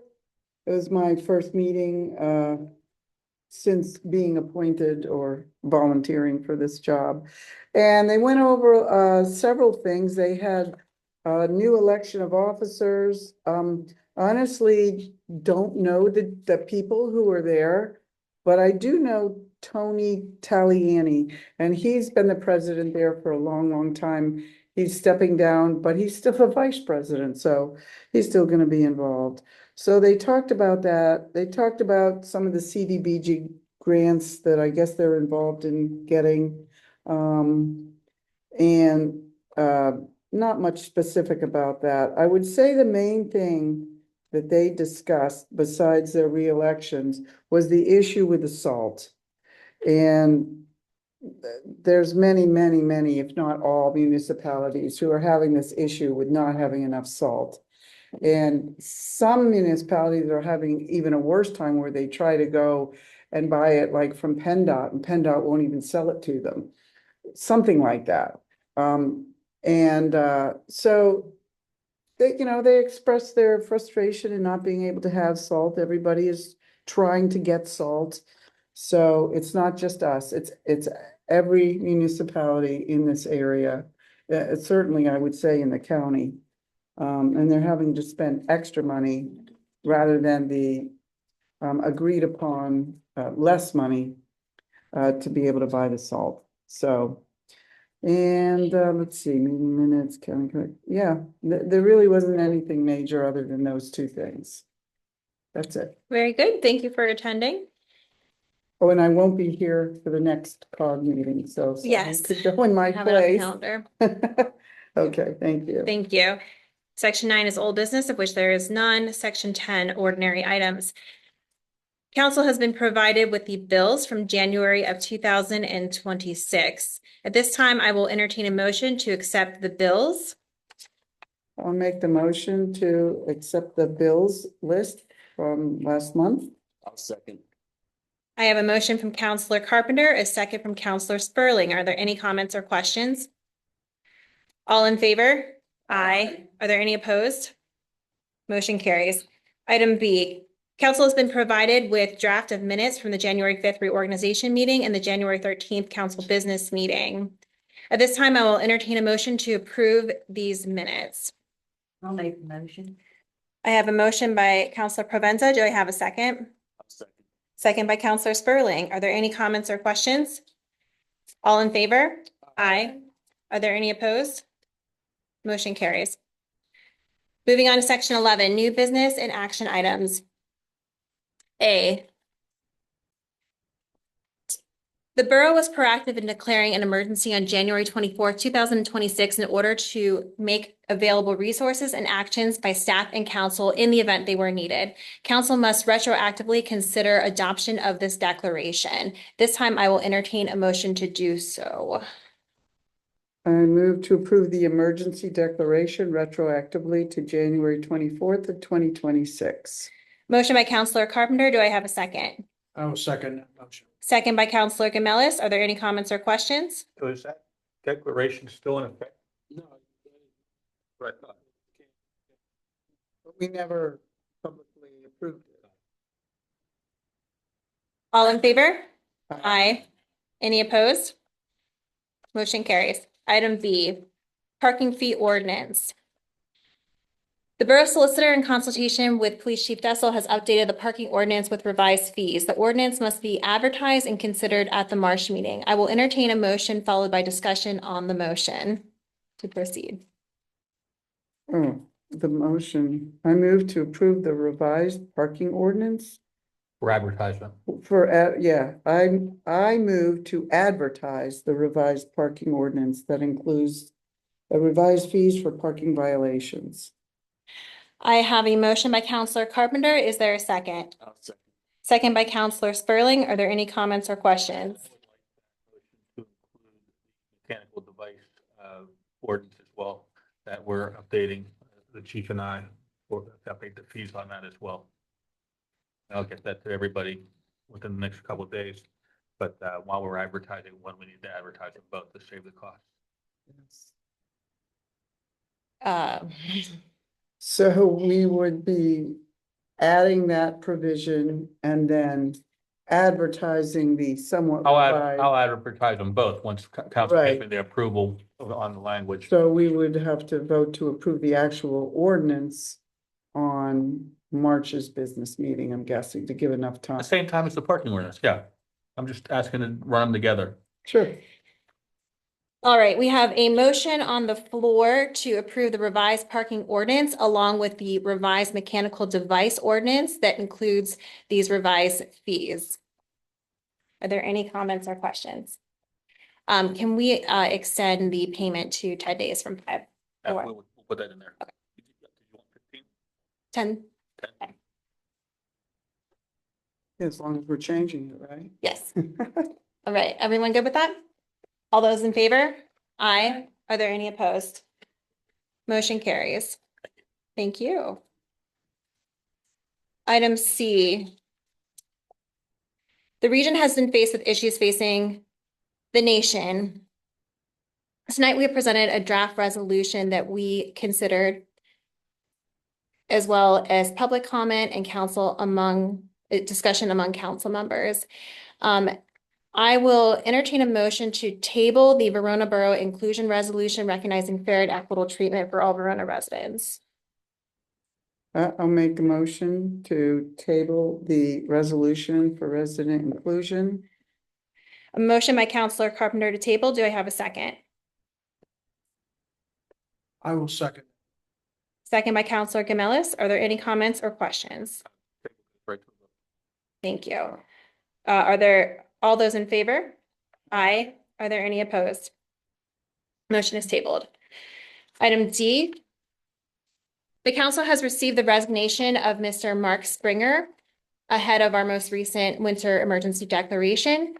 Mark has done a wonderful job serving the borough in his capacity for several years, and we are grateful for his service. At this time, I will call for a motion to officially accept Mr. Springer's resignation and to advertise for the replacement. Motion by Counselor Provenza. Do I have a second? Second by Counselor Rodriguez. She is on the board, ladies and gentlemen. Are there any comments or questions? All those in favor? Aye. Want to Thank Mr. Springer for his service. Yes. Thank you. Were there any opposed? Motion carries. Item E, the Council Code of Conduct. Borough Council has conducted several meetings to discuss a first ever Verona Borough Code of Conduct that will govern how we will conduct ourselves within this chamber and interact as a council with the public and each other. At this time, I will entertain a motion to approve our Council Code of Conduct as presented tonight. I would like to make a motion to approve. I have a motion by Counselor Gamelis. Do I have a second? Second by Counselor Provenza. Are there any comments or questions? All those in favor? Aye. Are there any opposed? Motion carries. You will see it posted on the wall. Item F. PennDOT requires a signal agreement to be in place that permits the boroughs to provide information and updates on the ownership and operation of the signals located within the borough, which the borough owns. At this time, I will entertain a motion to approve the agreement as presented. I'll make that motion. I have a motion by Counselor Carpenter. Do I have a second? I'll second. Are there any questions or comments? Well, I know I made the motion, but Is this, I've never seen this before. is there more information than this resolution? So this goes along with the Green Light Go application. Okay. Oh, okay. PennDOT recently, I want to say within the last 3 years, started taking a look at their records. It's a known fact that the signals across the area or the municipalities, they don't have it on paper or in their records of it. So anytime a new application or any upgrades at a signal, they review their files. If they don't have it, they request it. So this will go along with the signal at the plaza with our Green Light Go application. There's one other document that I have to get to Jason with it filled out that has a little bit more technical information on it that just requires a signature. It doesn't require a vote. So it's just a matter of a formality. It's not making or signing us up to do anything that we're not already doing. It's just putting it in writing. Thank you, Mr. Pitch, for that additional clarification. Are there any other questions or comments? All those in favor? Aye. Are there any opposed? Motion carries. Item G. Council heard earlier this evening from Charles Duffy regarding the proposed installation of a new plaque for the Roger F. Duffy Viaduct on the Verona side and to pay for the costs associated with this installation. At this time, I will entertain a motion to approve the installation followed by any discussion. I will make a motion to approve the installation of the Roger F. Duffy plaque as stipulated by the family. A motion by Counselor Carpenter. Do I have a second? I will second. Second by Counselor Gamelis. Are there any comments or questions?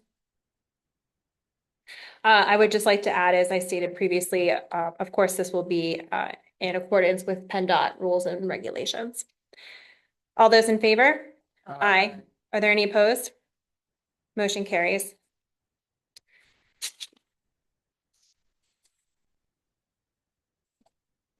The Borough Council conducted several interviews with candidates which were not successful. At this time, we are continuing our discussion regarding next steps. I will entertain a motion to table the manager position re-advertisement. I'll make a motion. Motion by Counselor Provenza. Do I have a second? Second by Counselor Rodriguez. Are there any comments or questions? Thank you. All those in favor? Aye. Aye. Are there any opposed? Motion carries. Item I. You're on your own, kid. Council has been provided with a request from Intergroup Brewing to close the street for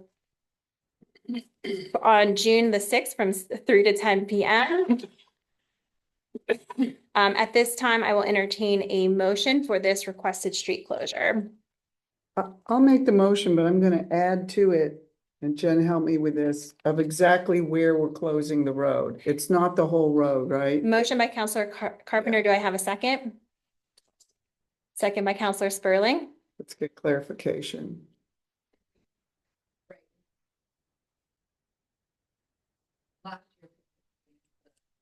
Parking lot, and then it doesn't, I know we can't let cars come down. The event studio. Does it go, so the turnaround driveway is blocked off or no? This one right in front here. So that would be available also. So it's just that little part in front of the garage, basically. Okay. Right. Okay, cool. We still have to do something with street closure. I understand the event center has, events there also. We have to put some type of signage down on South Avenue and East. But we need to let people know that they could park up there.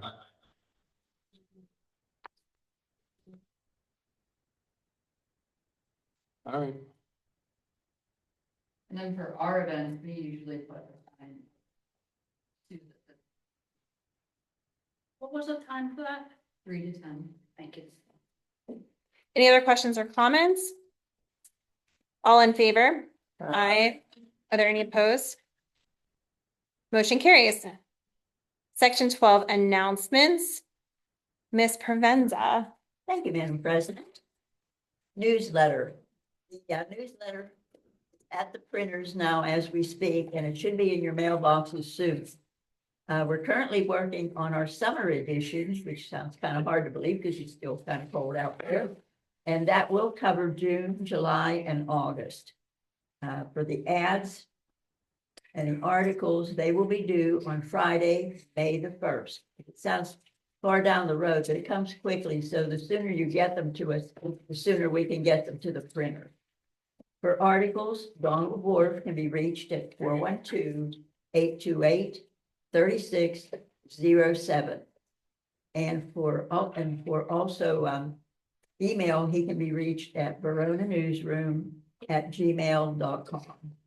And for ads, I can be reached at 412-828-7726. Chamber of Commerce, our next meeting is going to be held on Tuesday, February 24 at 7 p.m. here in the Borough Building. And I would like to welcome our Chief, Thomas Dessel, as Vice President. So we welcome you, Tom. Glad to have you on board with us. And Sylvia, Jen Walzer is the president. And welcome, Jen. You're our new president. My apologies. Welcome, welcome. You can't hide in this municipality. Chief, do you have any comments, or Jen, that you would like to mention with the chamber? No, I think Rhoda handed out membership. We're really trying to do some fundraising efforts.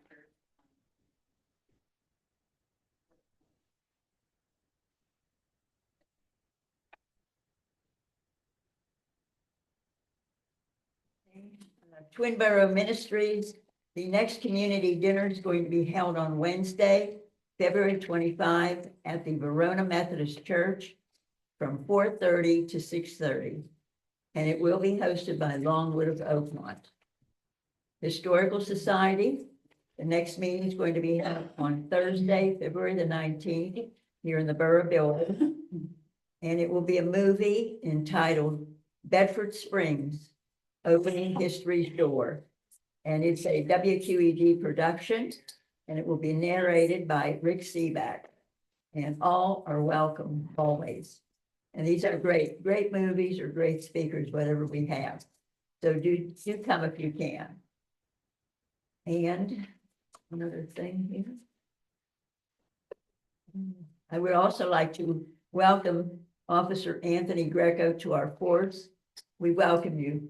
Thank you for joining our Verona team.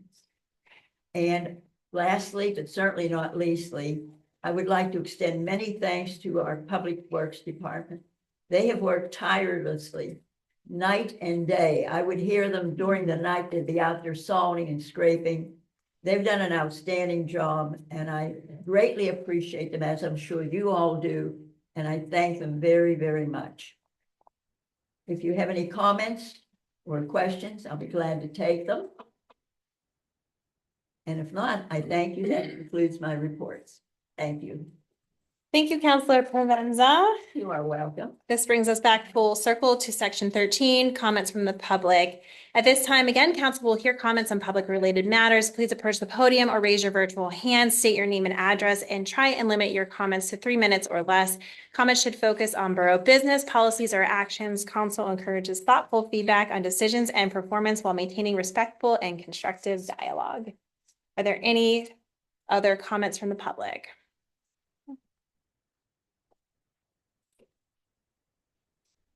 Kelly Collins, 736 4th Street, Verona. I had listened to one of the meetings and I had heard that Kelly Rodriguez was asking for autism swing to be for one of the parks. And I would like to donate one to the borough in the name of my grandson, Grayson, who is autistic. So I didn't know if there was any stipulations for me to do this, if I could just, I figure come springtime when it's nice and the parks are back open full time. So I just bring it here and donate it, or I'm looking at one, it's probably about 700 pounds. They have over 350 to 700 pounds. Is there any stipulations that I need to do or anything, or just donate it? We have some stipulations for other assets, but can we have our committee chair, Kelly, reach out to you about this process? Okay, that's fine. But I Great. just wanted to let you know I wanted to donate. Thank you, Kelly. That's wonderful. Thank you.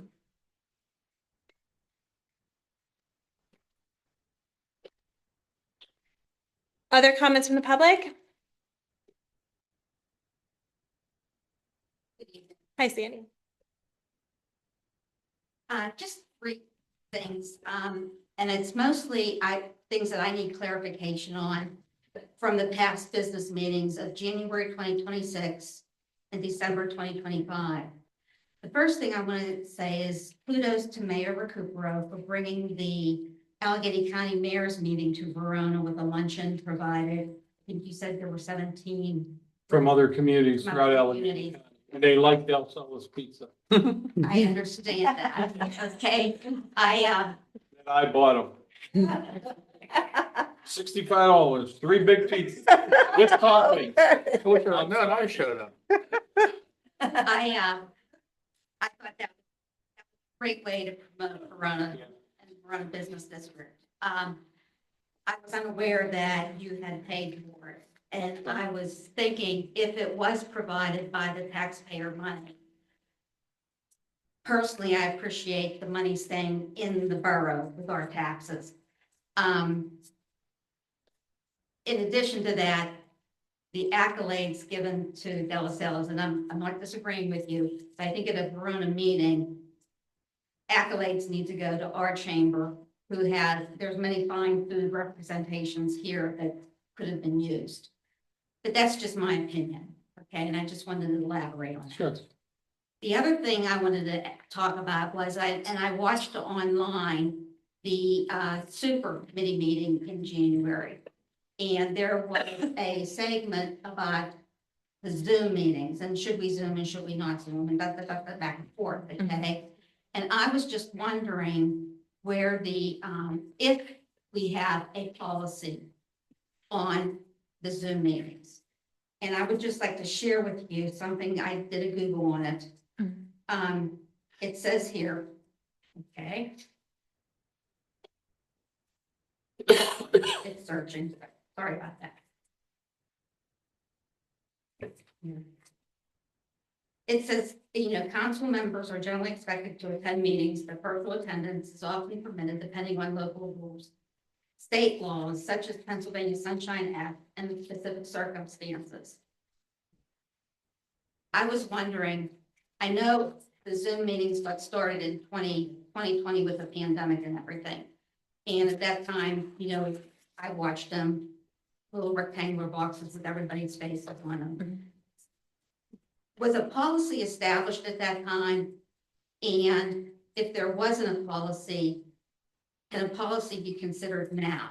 And if you do a Google search, Plum Borough has a policy that I think is excellent, something to piggyback off of.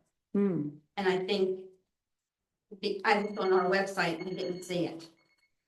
Thank you, Sandy. One more thing. Specifically addressing what, Sandy? Pardon me? What did you specifically want a policy to address in terms of Zoom? The use of telecommunication devices in general, council's Yes. use of the Zoom and any telecommunication. I can respond to her when she's done if you want. Okay, Yeah. Okay, thank you. I just think it would be a good thing to have, and I looked on our website and I didn't see anything. I couldn't find any policy. Yeah, but he'll,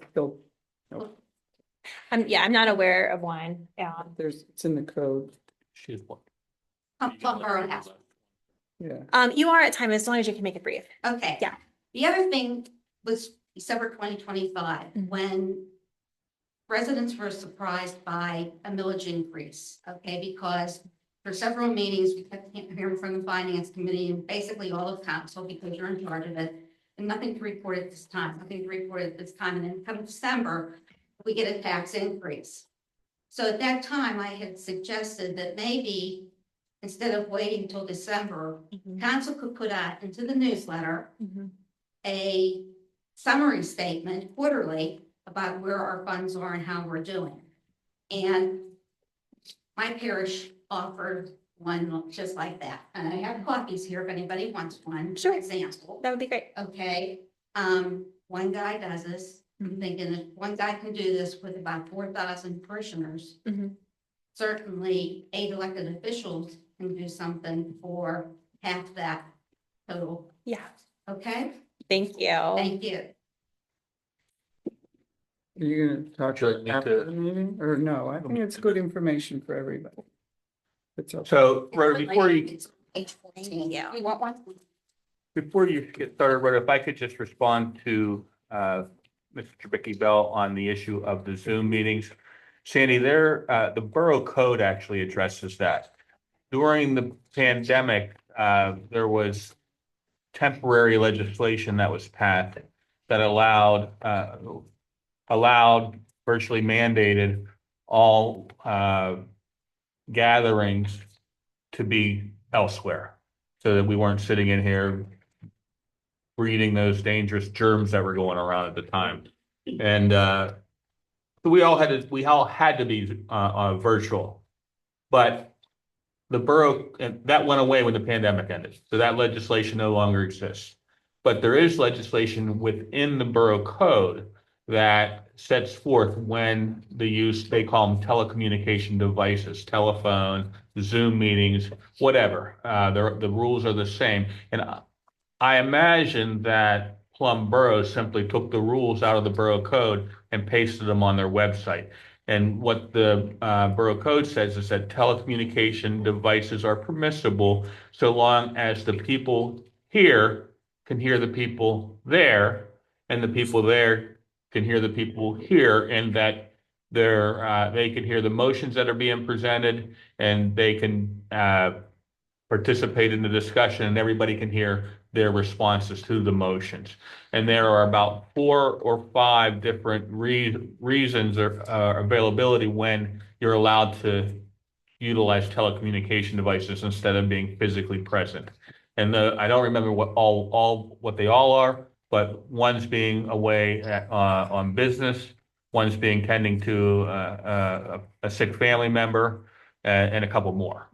And a physical quorum has to be present in order to participate virtually. And that's basically the policy that the borough code sets forth. And I'm sure we could copy that and paste it onto the borough website if that would be easier for folks. If that's something council would want to do. Yeah, I think that would be, I captured it as a policy to be written. Rhoda? Oh, wait. The Corona Garden Club, we're encouraging everyone to come to a meeting We want to share what we're going to do. We have a wonderful itinerary set up in our newsletter. It'll be all spelled out. It's always the third Monday of every month, 7 p.m. This month is going to be the 16th. Come, we do wonderful things and we could use the help. Okay, thank you. Thank you, Rhoda. Yes. I want to add, Who should come to the Come up podium? here.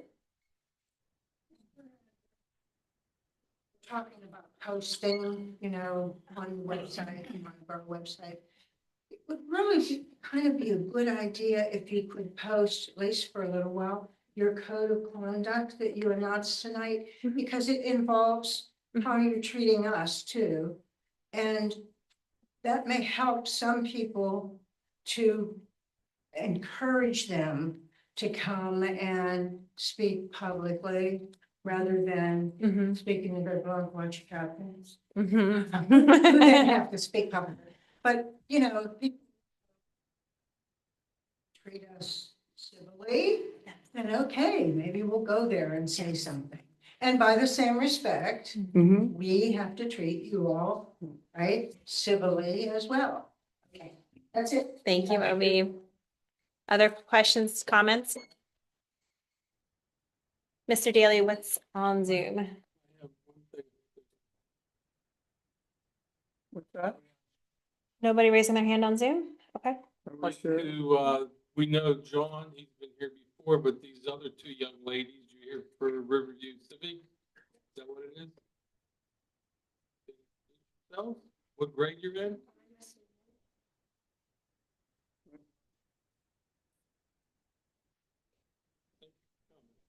Hey. If there are no other public comments at this time, I will entertain a motion to adjourn. Motion. Give it to Sylvia. Motion by Counselor Provenza. Do I have a second? Second by Counselor Sperling. Questions or comments? All those in favor? Aye. Any opposed? Thank you, everyone, for coming. Have a good night. Stay here longer. Yeah. We're going to stay for.